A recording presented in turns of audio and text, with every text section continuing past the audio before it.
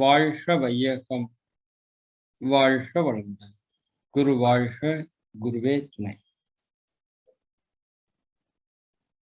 அருட்பேராற்றல் இரவும் பகலும் எல்லா நேரங்களிலும் எல்லா இடங்களிலும் எல்லா தொழில்களிலும் உறுதுணையாகவும் பாதுகாப்பாகவும் வழி நடத்துவதாகவும் அமையுமாக. ஆசான் அருட்தந்தை வேதாத்திரி மகரிஷி அவர்களே நம்மோடு சூக்குமமாக நிறைந்திருந்து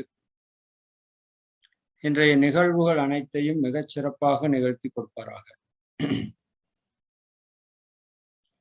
எல்லாம் வல்ல அருட்பேராற்றலையும் அதன் அனைத்து தன்மாற்ற நிலைகளையும் நன்றியுணர்வோடு வணங்கியும் வாழ்த்தியும் இந்த நிகழ்வை துவங்குவோம்.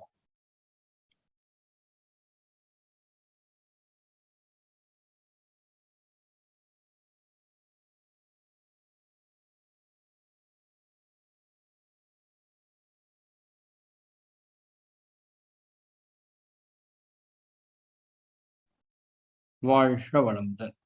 நண்பர்களே, அனைத்து நோய்க்கும் ஒரே தீர்வு, இது இன்றைய தலைப்பு.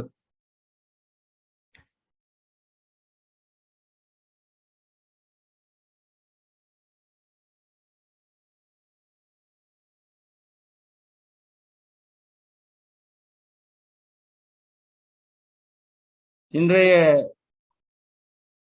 உலகத்திற்கு, இன்றைய மக்களுக்கு மிக தேவையான ஒரு தலைப்பாக இருக்கும் என்று எண்ணி இந்த தலைப்பை நாம் சிந்திக்கின்றோம். அருட்தந்தை அவர்கள் வழியிலே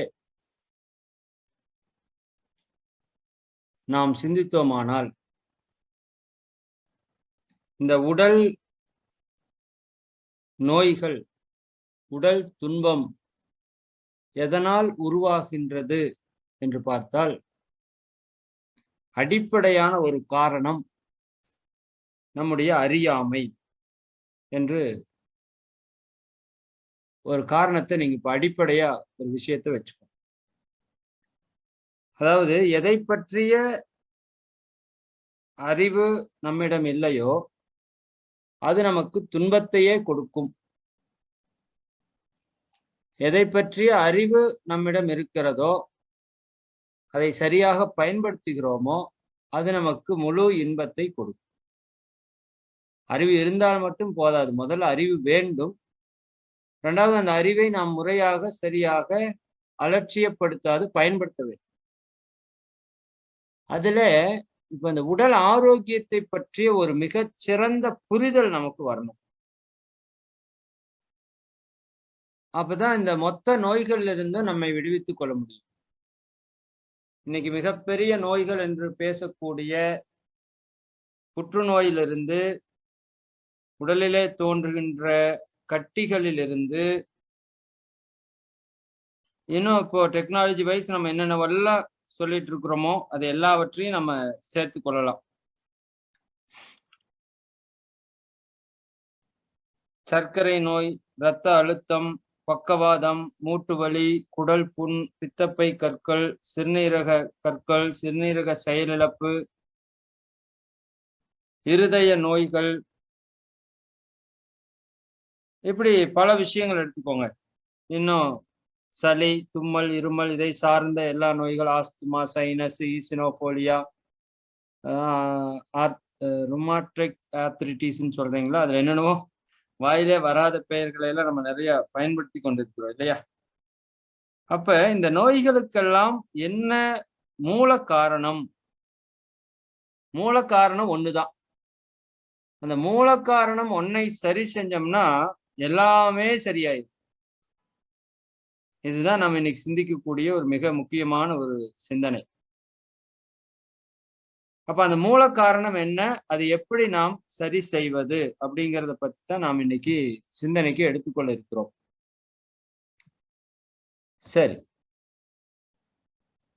நம்முடைய மருத்துவ ஞானம் என்பது திருக்குறள்ல கூட அதான் சொல்லப்பட்டிருக்கிறது. திருக்குறள் மருந்து என்ற ஒரு அதிகாரத்தை நமக்கு வழங்கி இருக்கிறது. அதுல எந்த இடத்திலையும் மருந்துகளை பற்றிய விளக்கம் இல்லை. நல்லா புரிஞ்சுக்கோங்க. இப்போ நோய்களை போக்கணும்னா மருத்துவத்தை பற்றியோ மருந்துகளை பற்றியோ நமக்கு அறிவு தேவையில்லை. இந்த நோய் உருவாகக்கூடிய உடலினுடைய இயக்கத்தை பற்றியும் அதிலே விளையக்கூடிய விளைவுகளை பற்றியும் அதனுடைய தேவையை பற்றியும் தான் நமக்கு தெளிவாகணும். இன்னைக்கு நம்ம முழுக்க முழுக்க பார்க்க போவது நமது உடலிலே இந்த நோய் எவ்வாறு உருவாகின்றது, எதை நாம் நோய் என்று சொல்லிக் கொண்டிருக்கின்றோம், அது உண்மையிலேயே நோய்தானா, அந்த நோயை நாம் எவ்வாறு எளிமையாக குணப்படுத்த முடியும். சரிதானுங்களா? ஓகே. அந்த விஷயத்துல இறைவனுடைய படைப்பிலே அதி அற்புதமான படைப்பு இந்த உடல். இதுல யாருக்கும் மாற்று கருத்து இருக்கிறதுக்கு வாய்ப்பில்லைன்னு நினைக்கிறேன். இறைவனுடைய படைப்பிலே அதி அற்புதமான படைப்பு, அல்லது நாம மகரிஷியோட வழியில சொன்னா இறைவனே தானே மாற்றம் பெற்ற ஒரு உச்சகட்ட தன்மாற்றம் இந்த உடல். இதற்கு மேல ஒரு தன்மாற்றமோ படைப்போ இந்த பிரபஞ்சத்துல இல்லை. இந்த படைப்போட இறைவனுடைய படைப்பு, இறைவனுடைய தன்மாற்றம் முற்று பெற்று விட்டது. ஏன்னா இறைவன் எடுத்த நோக்கம் இந்த படைப்பிலே, இந்த தன்மாற்றத்திலே நிறைவு பெற்று விட்டது. அப்ப அவ்வளவு ஒரு அதி அற்புதமான சக்தி கொண்ட ஒரு விஷயம்தான் நம்முடைய உடல். அப்ப இந்த உடல்ல ஒரு குறிப்பிட்ட காலத்திற்கு முன்பாக பெரிய நோய்கள் என்று எதுவுமே தோன்றவில்லை. உங்களுக்கு தெரியும், நம்ம முன்னோர்களுக்கெல்லாம் ஒண்ணும் பெரிதா நோயெல்லாம் ஒண்ணும் வரல. ஆனா இன்னைக்கு இவ்வளவு விஞ்ஞான உலகம் வளர்ந்திருக்கிற போது இத்தனை நோய்களை நாம் அறிவியலோடு, அதுக்கு பேர் அறிவியல்னே சொல்லக்கூடாது, ஆக்சுவலா அறிவை பற்றி சொல்வதுதான் அறிவியல்.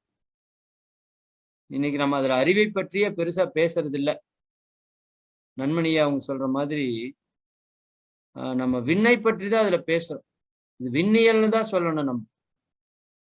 அப்ப இன்றைய விஞ்ஞானம் இவ்வளவு வளர்ந்த காலத்திலே நாம் நோய்கள் இல்லாமல் இருந்திருந்தால் இது உண்மையாலுமே வளர்ச்சி என்று சொல்லியிருக்கிறோம்.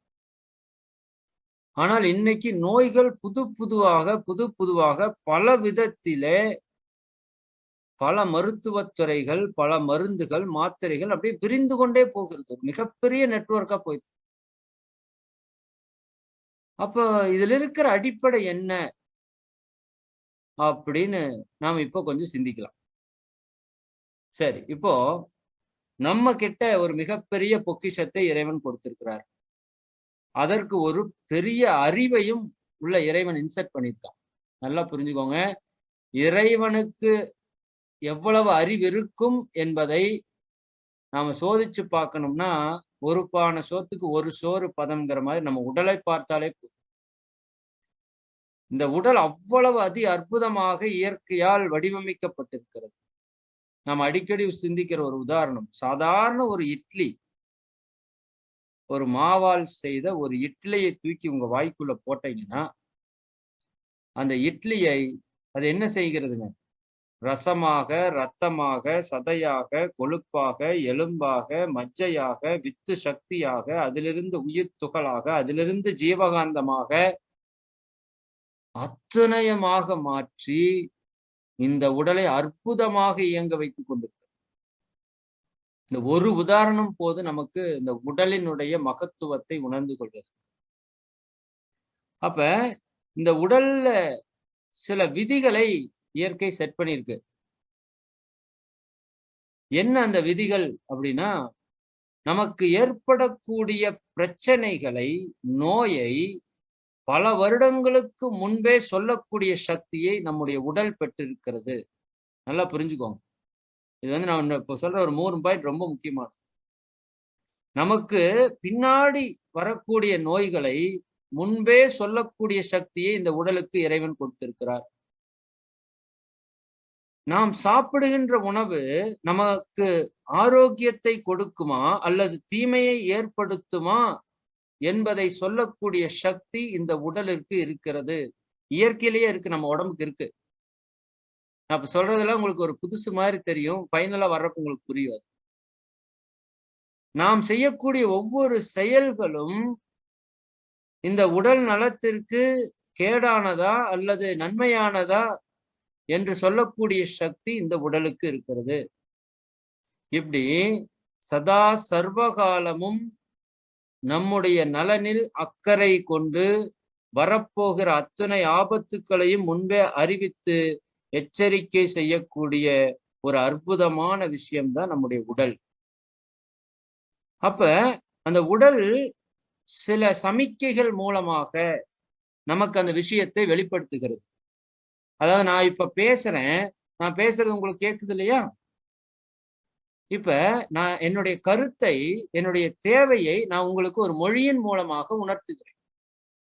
அப்படி இந்த உடலும் அதனுடைய மொழியின் மூலமாக நமக்கு நிறைய விஷயங்களை உணர்த்தி கொண்டே இருக்கிறது. நமக்கு பல பேருக்கு அது என்ன மொழியில உணர்த்துறதுன்னு தெரியல. உணர்த்துறது நாம் அதை கவனிக்கிறதும் இல்லை. சரிதானுங்களா? எத்தனையோ மொழிகளை கற்றுக்கொண்டிருக்கிற நாம் நம்முடைய உடல் கூறக்கூடிய மொழியை கற்பதில்லை. மகரிஷி சொல்ற மாதிரி ஆயக்கலைகள் 64 கற்றும் காயகல்பம் எனும் கலையை கற்காவிட்டால் கற்றதெல்லாம் மண்புக்குங்கிற மாதிரி எத்தனையோ லாங்குவேஜ் தெரியும் இன்னைக்கு. நம்ம national language, international language, local லாங்குவேஜ்னு சொல்லிட்டு பல லாங்குவேஜ், இது போக சிஸ்டம் லாங்குவேஜ், ஒர்க்கிங் லாங்குவேஜ், அப்படி இப்படின்னு அத்தனை லாங்குவேஜ் தெரியும். உன்னோட உடம்புனோட லாங்குவேஜ் தெரியுமா? ஒன்னும் தெரியாது, ஜீரோ. நல்லா புரிந்து கொள்ளுங்க, உடலை பற்றிய அறிவு வராத வரை உடல் நோயிலிருந்து நமக்கு முற்றுப்புள்ளி கிடையாது. உடலை பற்றிய அறிவு முழுமையாக உங்களுக்கு வந்துவிட்டால் அடுத்த க்ஷணமே உங்களுக்கு நோயே கிடையாது. ரெண்டே விஷயம், இது ஆழமா மனதில் பதிவு. உடலை பற்றிய அறிவு வராத வரை நோய்க்கு முற்றுப்புள்ளி கிடையாது. உடலை பற்றிய முழு அறிவு வந்து விட்டால் உங்களுக்கு நோயே கிடையாது, அடுத்த செகண்டே கிடையாது. ஏன்னா அவ்வளவு அதி அற்புதமாக இயங்கிக் கொண்டிருக்கிறது நம்முடைய உடல். சரிதாங்களா? சரி, அப்ப அந்த உடல் என்ன சொல்கிறது, என்ன நடக்கிறது இந்த உடலுக்குள்ளே அப்படின்னா, இந்த உடல் முதல்ல நீங்க புரிஞ்சுக்கணும், உடல் வந்து இறைவனுடைய படைப்பு, இறைவனுடைய தன்மாற்றம். இறைவனுக்கு தவறு செய்ய தெரியுமா என்று கேட்டால் சத்தியமாக இறைவனுக்கு தவறு செய்ய தெரியாது. அப்ப இறைவனுக்கு தவறு செய்ய தெரியாத போது நம்முடைய உடலுக்கு தவறு செய்ய தெரியுமா என்று கேட்டால் நீங்க அடிச்சு சொல்லலாம், இந்த உடலுக்கு தவறு செய்ய தெரியாது. நெற்றிக்கண் திறப்பினும் குற்றம் குற்றமே. நீ விஷமே கொடுத்தாலும் உண்மை உண்மைதான், சாக்ரட்டிஸ் மாதிரிதான், நீ என்ன வேணா பண்ணிக்கோ, இப்படித்தான் நான். அப்படி இருக்கக்கூடிய ஒரு அற்புத சக்தி தான் நம்முடைய உடல். அப்ப இந்த உடலுக்கு என்ன தெரியாதுங்க? இதற்கு தவறு செய்ய தெரியாது. இப்போ உதாரணத்துக்கு நான் ஒண்ணு சொல்றேன், ஒண்ணு மட்டும் சொல்றேன், அப்படியே ஒன் பை ஒன்னா நம்ம பார்க்கலாம். இப்ப நம்மளுடைய புரிதல், இப்போ இங்க உள்ள இருக்கிறவங்கல்ல நான் அடிக்கடி கேட்கிற ஒரே விஷயம் தான், எத்தனை பேருக்கு ஹேண்ட் ரைஸ் பண்ண தெரியும்? டக்குன்னு பண்ணுங்க. 10 செகண்ட் தான் டைம். அதிக நேரம் எடுத்துக்கிட்டா டைம் போயிடும். ஏன்னா நம்ம பேச வேண்டியது வந்து நிறைய இருக்கு, பேச வேண்டியது ரொம்ப நிறைய இருக்கு. குயிக்கா பண்ணணும். நீங்க இதெல்லாம் தெரிஞ்சு வச்சுக்கணும். ஏன்னா அப்பதான் சர்வே எடுக்கிறதுக்கு நமக்கு ஈஸியா இருக்கும். இதுல பழைய அன்பர்கள் இருப்பீங்க, புதிய அன்பர்கள் இருப்பீங்க, இதை பற்றி தெரிஞ்சவங்களும் இருப்போம், தெரியாதவங்களும் இருப்போம். நாம உங்க லெவல் எப்படி இருக்குன்னு தெரிஞ்சிருச்சுன்னா அதுக்கு தகுந்த மாதிரி நம்ம என்ன பண்ணிக்கலாங்க, விஷயத்த சொல்லிக்கலாம். எல்லாத்துக்கும் அது புரியுற மாதிரி இருக்கணும் இல்லையா?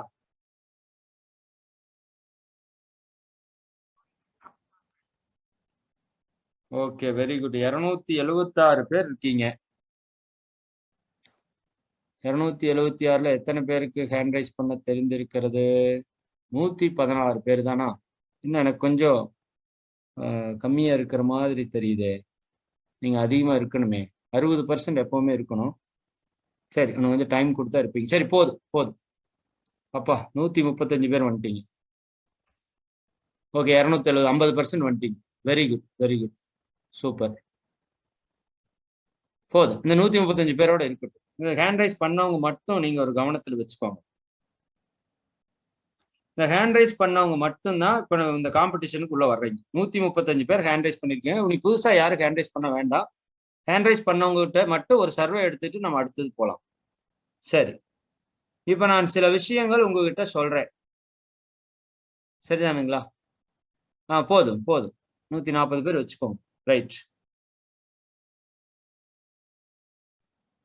நான் சில விஷயங்களை சொல்றேன். இவை நோய்தானா அப்படிங்கிறது நீங்க வந்து கன்ஃபார்ம் பண்ணணும். நம்ம உடலிலே ஏற்படக்கூடிய தும்மல், இருமல், சளி, காய்ச்சல், வாந்தி, வேதி, இது எல்லாம் எவ்வளவு பேர் நோயின்னு சொல்றீங்க? நோயின்னு சொல்றவங்க ஹேண்ட் ரைஸ் பண்ணுங்க. நான் சொல்றது புரிஞ்சிருச்சா உங்களுக்கு? இருமல், தும்மல், வாந்தி, வேதி, காய்ச்சல், இல்லையா? இன்னும் நான் பின்னாடி சொன்னேன் இல்லையா, நாம பல பேர் வச்சிருக்கிறோம் இல்லையா, அதையெல்லாம் சேர்த்திட்டா அதையெல்லாம் வேணா நீங்க சேர்த்துக்கலாம். சரிங்களா? புற்றுநோய், சர்க்கரை நோய், இரத்த அழுத்தம், மூளைக்கட்டி, மூட்டு வலி, குடல் புண், பித்தப்பை, கல்லு, சிறுநீரகத்தினுடைய செயல் இழப்பு, இருதய நோய், இதெல்லாம் நோயின்னு சொல்றீங்களா? இது எல்லாத்தையுமே சேர்த்துக்கோங்க. எல்லாம் ஒரே கேட்டகரி தான். நீங்க உடனே தெளிவா இருப்பீங்க. நம்ம ஆளுங்க, ஓ காய்ச்சல் இல்ல, சளி இல்ல அப்படின்னு இருப்பீங்க. மித்ததெல்லாம் ஓகே. இப்போ ஹேண்ட் ரைஸ் கொஞ்சம் ஆயிருக்கு. ஓகே, ஓரளவுக்கு எல்லாருமே தெளிவா தான் இருக்கிறோம். பரவாயில்ல. 140 பேரா? 140ல ஒரு 50 பேர் வந்து நம்ம இது நோய் அப்படின்னு நம்ம நினைத்து கொண்டிருக்கிறோம். தவறில்லை, எதுவுமே தவறில்லை. நல்லா புரிஞ்சுக்கோங்க. உண்மையை சொல்றதுதான் மிக சிறந்த செயல் இந்த உலகத்துல. எனக்கு தெரியுமா? தெரியும். தெரியாதா? தெரியாது. ஓகே, சரிதானே? சிலர் தெரியாம கூட ஹேண்ட் ரைஸ் பண்ணாம இருக்கலாம். நோயா இல்லையான்னு தெரியல. சரி, தவறு இல்லை. எப்பவுமே நீங்க இப்ப ஹேண்ட் ரைஸ் பண்ணியிருந்தீங்கன்னா நாளைக்கு இதை பத்தி விளக்கம் தெரியறப்ப இது மறக்காது. குறிப்பா தப்பு பண்ணா மறக்கவே மறக்காது. நல்லது பண்றது கூட உங்களுக்கு மறந்துடும் லைஃப்ல நேச்சரா. ஆனா தப்பு பண்ணீங்கன்னா அவ்வளவு சீக்கிரம் மறக்காது. இது எப்பவுமே மனசுல வச்சுக்கோங்க. எனக்கு E=mc² நான் +2 படிக்கிறப்ப எல்லாத்துக்கும் முன்னாடி எந்திரிச்சு நின்று அவமானப்பட்டேன். சார்பியல் தியரி, சரிதானுங்களா? அதை சொல்லு அப்படின்னு சொன்னாங்க. எந்திரிச்சு நின்றுட்டு 56 ஸ்டூடெண்ட்ஸ்க்கு முன்னாடி எனக்கு தெரியல. அப்ப ரொம்ப அவமானமா இருந்தது. ஆனா இன்னைக்கு எனக்கு தெரியும் E=mc², ஐன்ஸ்டீனோட ஃபார்முலா. ஆனா இன்னைக்கு அந்த ஸ்கூல்ல கிளாஸ்ல இருந்த மிச்சம் இருக்கிற 55 பேர்ட்டையும் கேட்டீங்கன்னா சத்தியமா தெரியாது. அதனால தப்பு தப்பல்ல, தப்பு நல்லதுதான். சரி, அப்ப நாம இதை ஒரு 50 பேர் நோய் என்று சொல்கிறோம். நாம் ஒவ்வொன்னா பார்த்துட்டே வரலாம். சரிங்களா? மிச்சம் இருக்கிற எல்லாருமே இது நோய் இல்லை அப்படின்னு சொல்றீங்க. அப்ப இது என்ன அப்படின்னா, நோய் இல்லை அப்படின்னா இன்னும் ஒரே ஆப்ஷன் தான். அதை குணப்படுத்தக்கூடிய வழி அது எப்படின்னு நம்ம பார்ப்போம். இப்ப உதாரணத்துக்கு நான் ரொம்ப சிம்பிளா சொல்லிட்டு வர்றேன். இது அப்படியே போக போக போக போக கடைசியில நம்ம உடம்புல இருக்கிற பல நோய்களும் எப்படி உருவாகின்றது அப்படிங்கறது நீங்க புரிஞ்சுக்கலாம். இப்போ இந்த உடலுக்கு ஒரே கண்டிஷன் தான். இந்த உடல் நல்லது எது வந்தாலும் உள்ள அக்செப்ட் பண்ணும், கெட்டது எது வந்தாலும் வெளியே தள்ளும். சுத்த வெளி ஈர்த்து கொள்ளும், தள்ளும். காந்த சக்தி ஈர்க்கும், விலக்கும். இது எல்லா இடத்துலயுமே இருக்கு. இந்த உடலுக்கும் அந்த தன்மை இருக்கிறது. சரிதானுங்களா? அப்ப இப்ப நம்ம ஒரு தும்மல் அப்படின்னு வந்துருச்சு அப்படின்னா, குறிப்பா எங்க சைடு திருப்பூர் சைடுல ஒரு தும்மல் வருதுன்னு வச்சுக்கோங்க. உடனே நாம என்ன சொல்லிடுறோம்? அதுக்கு ஒரு பேர் வைக்கிறோம். சரி, இவருக்கு வந்து டஸ்ட் அலர்ஜி, ஒவ்வாமை. சரிதானா? டஸ்ட் அலர்ஜி, ஒவ்வாமை அப்படின்னு நாம ஒரு பேரை வைக்கிறோம். இந்த பேர் எனக்கு டஸ்ட் அலர்ஜி இருக்கு அப்படின்னு சொன்னா நீங்க என்ன நினைப்பீங்க? சரிதானுங்களா? அவருக்கு ஒரு பிரச்சனை இருக்கு அப்படின்னு நினைப்பீங்க. உண்மையாலுமே அது பிரச்சனையா? உடல், நான் முதல்லயே சொன்னேன், உடல் எப்பொழுதும் தனக்கு தேவையற்ற தீங்கு விளைவிக்கக்கூடிய ஒரு அணுவை கூட உடலுக்குள்ள அனுமதிக்காது. ஆனால் நன்மை செய்யக்கூடிய ஒரு அணுவை கூட வெளிவிடாது. இந்த ரெண்டையும் நீங்க மனசுல வச்சுக்கோ. உங்க உடல் இந்த இறைவனுடைய படைப்பினுடைய உச்சகட்ட தன்மாற்றமாகி இந்த உடல் கெடுதல் அப்படின்னு சொன்னா ஒரு அணுவை கூட உள்ளே அனுமதிக்காது. நல்லது என்று சொன்னால் ஒரு அணுவை கூட வெளிவிடாது. அப்ப இது வெளியே தள்ளுது அப்படின்னா அது முழுக்க முழுக்க கழிவு. உள்ள தக்க வைக்கிறது என்றால் அது முழுக்க முழுக்க நன்மை செய்யக்கூடிய அதனுடைய உணவாக இருக்கிறதுன்னு வச்சுக்கோம். சரி, இப்போ இந்த உடலுக்கு ஒரு அற்புத சக்தி இறைவன் என்ன கொடுத்திருக்கான்னா, தனக்குத்தானே பாதுகாத்து கொள்ளக்கூடிய ஒரு சக்தியை இந்த உடலுக்கு இறை சக்தி வழங்கி இருக்கிறது, இறை அறிவு வழங்கி இருக்கிறது. இப்ப உதாரணத்துக்கு கையில ஒரு வெட்டு பட்டுருச்சுன்னு வச்சுக்கோங்க. கையில ஒரு வெட்டு பட்டுருச்சு. பட்ட உடனே இப்போ பிளட் அப்படியே டோட்டலா எல்லாம் வெளியே போயிருமா? நம்ம உடம்புல 5 லிட்டர் 6 லிட்டர் ரத்தம் இருக்கா? நீங்க கையில வெட்டுப்பட்ட உடனே 6 லிட்டர் ரத்தம் வெளியே போகுமா? நிச்சயமா போகாது. என்ன நடக்கும்? 1 நிமிஷம் அல்லது ஒரு 2 நிமிஷத்துல ஆட்டோமேட்டிக்கா ரத்தம் அங்க கிளாட் ஆகும். ஏன்னா இந்த ரத்தம் உடலுக்கு தேவையான பொருள் என்று இந்த உடல் அறிவுக்கு தெரியும். உடனே அந்த இடத்துல என்ன பண்ணிரும்? ஒரு சட்டரை போட்டு க்ளோஸ் பண்ணி ரத்தத்தை உறையச் செய்து ரத்தத்தை வெளியே போறதை நிறுத்தி. இது நீங்களும் நானும் செய்யறது கிடையாது. நான் உங்களுக்கு இந்த உடல் மேல நம்பிக்கை வர்றதுக்காக சில விஷயங்கள் சொல்றேன். இது நீங்களும் நானும் செய்யறது கிடையாது. உடல் தானாக சரி செய்கிறது. இந்த உடலுக்கு தன்னைத்தானே பாதுகாத்துக் கொள்ளக்கூடிய தன்மை, தனக்குத்தானே குணப்படுத்திக் கொள்ளக்கூடிய தன்மையும் இந்த உடல் அறிவிலே இறைவன் என்ன பண்ணியிருக்கான்? இணைத்து வைத்திருக்கிறான். தவறாக ஏதோ ஒன்றை நீங்க உள்ள அனுப்புனீங்கன்னா அதை எதிர்த்து போராடக்கூடிய சக்தியையும் இந்த உயிர் சக்தியில வச்சிருக்கான். நல்லா புரிஞ்சுக்கோ. இப்போ வாந்தி அப்படின்னு ஒண்ணு எடுத்துக்கோங்களேன். தும்மல் அப்படின்னு நான் சொன்னேன். தும்மல் எப்பவுமே வருங்கிறீங்களா? எப்பவுமே வராது. இப்ப நீங்க வீட்டுல உட்கார்ந்துருக்கீங்க, எல்லாரும் தும்மிட்டா இருக்கீங்க. தும்மல் எப்பவுமே வர்றதில்லை. எப்போ வரும்? நாம ஒரு டஸ்டுக்குள்ள போறோம், அல்ல வீட்டை ஒற்றை அடிக்கிறீங்க. இப்ப என்ன நடக்குது? அந்த டஸ்ட் அப்படியே உங்க மூக்குக்குள்ள உள்ள போகுது. உள்ள போய் நுரையீரலுக்கு போகுது. நுரையீரலுக்கு போன உடனேயும் அந்த டஸ்ட் அந்த நுண் துளைகள்ல அடைச்சுக்கும். அந்த நுண் துளைகள்ல அடைச்சுக்கிட்டா உங்களுடைய ஆக்சிஜன் பரிமாற்றம் இருக்கு இல்லையா? ஆக்சிஜன் உள்ள போய் கார்பன் டை ஆக்சைடு வெளியே வர்ற இடத்துல ஒரு அடைப்பை நீங்க போட்டீங்கன்னா அந்த பரிமாற்றம் சரியா நிகழாது. இதனால் அந்த அறிவு என்ன பண்ணுது? உள்ள 240 கிலோமீட்டர் வேகத்துல ஒரு எனர்ஜியை சேர்த்து ஹச் அப்படின்னு தும்புது. நீங்க வேணா சும்மா தும்மி பாருங்களேன். அந்த அளவுக்கு ஃபாஸ்டா நம்மளால தும்ப முடியாது. நீங்க எப்படி தும்மினாலும் தும்ப முடியாது. புரியுதானுங்க? அப்ப இந்த உடலினுடைய அறிவு என்ன பண்ணுது? உடம்புடைய சக்தி எல்லாம் சேர்த்து உள்ள வந்திருக்கிற குப்பை நம்ம உடம்புக்கு ஆகாது அப்படின்னு சொல்லி மிக வேகமாக ஒரு போர்ஸோட அது என்ன பண்ணுது? அதை வெளியே தள்ளுது. அப்ப தும்மல் வர்றப்ப கொஞ்சம் கஷ்டமா தான் இருக்கும். ஆனா தும்மல் நல்லதா கெட்டதா? சொல்லுங்க. சிலர் அடிக்கடி சொல்றாங்க, காலையில் எனக்கு அடுக்கு தும்மலாக வருகிறது. ஆமா, அது உங்கள் உடல் ஆரோக்கியத்திற்கான ஒரு அறிகுறி. இதை நீங்க மனசுல வச்சுக்கோங்க. அது ஒரு நெகட்டிவ் அல்ல, அதை பாசிட்டிவா பாருங்க. ஏன் காலையில் வருகிறது? இரவு நீங்க நல்லா தூங்கியிருக்கீங்க, உடம்புல ஃபுல்லா எனர்ஜி ஏறி இருக்கு. காலையில் எந்திரிச்சோன்னு என்ன பண்ணுது அந்த எனர்ஜி? உங்க உடம்புல இருந்து அத்தனை கழிவுகளையும் வெளியேற்றுவதற்கு முயற்சி செய்கிறது. இதுக்கு நம்ம கொண்டாடணும். இதுக்கு நம்ம கவலைப்பட வேண்டிய அவசியம் இல்லை. இன்னும் மாற்று, அந்த கழிவு எப்படி உருவானது என்பதை பார்த்து அந்த கழிவை நீக்கிட்டீங்கன்னா பர்ஃபெக்ட். புரியுதுங்களா? ஆனா நாம இப்ப மாற்றாக என்ன செய்யறோம்? ரசாயனங்களை அந்த இடத்துல கொடுத்து கொடுத்து அந்த கழிவை உள்ளேயே தக்க வைப்பதற்கான வேலையை பார்க்கிறோம். சரி, அது நான் பின்னாடி வரேன். அது இப்போ அதுக்குள்ள போனவங்களுக்கு ஒரு சீக்வன்ஸா வராது. அப்ப இப்ப ஒரு குழந்தை, சின்ன குழந்தை இப்பதான் பிறந்து ஒரு 2 நாள் ஆயிருக்குன்னு வச்சுக்கோங்க. அந்த குழந்தையோட உடலுக்கு அறிவு இருக்கா இல்லையா? நம்ம செக் பண்ணலாமா? குழந்தையோட உடலுக்கு அறிவு இருக்கா இல்லையா? நம்முடைய உடலுக்குன்னா சரி வளர்ந்துட்டா அறிவு இருக்குன்னு நினைக்கிறோம்.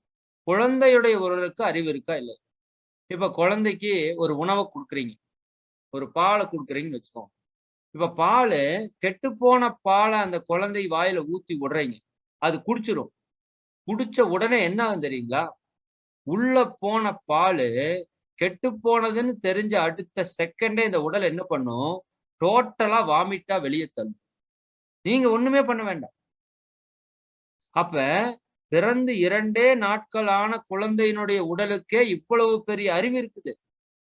உள்ள வந்தது கெட்டது, ஜீரணமாய் உள்ள போச்சுன்னா உடம்பு காலி அப்படின்னு தெரிஞ்சா உடனே வாமிட்டா வெளியே தள்ளும்.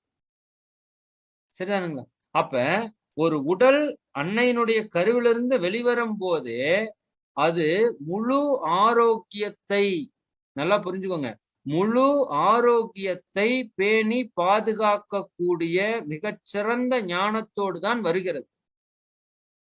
அதுக்கு நல்லா தெரியும் எது எனக்கு தீங்கு விளைவிக்கும், எதை நான் எதிர்க்க வேண்டும், எதை நான் சேர்க்க வேண்டும் அப்படிங்கிற ஒரு மிகச்சிறந்த அறிவோடு நம்முடைய உடல் இறை சக்தியால் உருவாக்கப்பட்டிருக்கிறது. அப்ப இந்த தும்மல் வர்றது, வாந்தி வர்றது அப்படிங்கிறது என்னன்னா ஒரு ஆரோக்கியத்தினுடைய ஒரு அறிகுறி. உங்க உடல் நலமாக இருந்தால்தான் தும்மல் வரும். இல்லாட்டி உங்க உடல்ல நோய் எதிர்ப்பு சக்தி இல்லாட்டி தும்மல் உள்ள போய் சேர்ந்து. அப்ப நம்முடைய உடல் அது நலமாக இருக்கிறதா அப்படிங்கறத நீங்க எதை வச்சு முடிவு பண்ணலாம்னா அது எதிர்க்கிறதா அப்படிங்கிறது நீங்க பாக்கணும். கெட்டதே அது எதிர்க்கிறதா. நிறைய பேர் சொல்லுவாங்க ஏசியில் உட்கார்ந்தா எனக்கு தலைவலி வரும். உங்களை எவ்வளவு பேருக்கு வரும்னு தெரியல. ஏசியில போனா தலைவலி வரும். ஏசியில கார்ல போட்டாலே ஒரு தலைவலி வரும். அப்ப நிறைய பேர் அதுலயே உட்கார்ந்து என்ன பண்ணுவாங்கன்னா எனக்கு ஒண்ணுமே வரல, அப்ப உங்க உடம்பு நல்லா இல்லை அப்படின்னு எனக்கு ஆர்கியூமெண்ட். அவங்க பயிற்சி செய்யறாங்களா செய்யலையா அப்படிலாம் எனக்கு தெரியாது.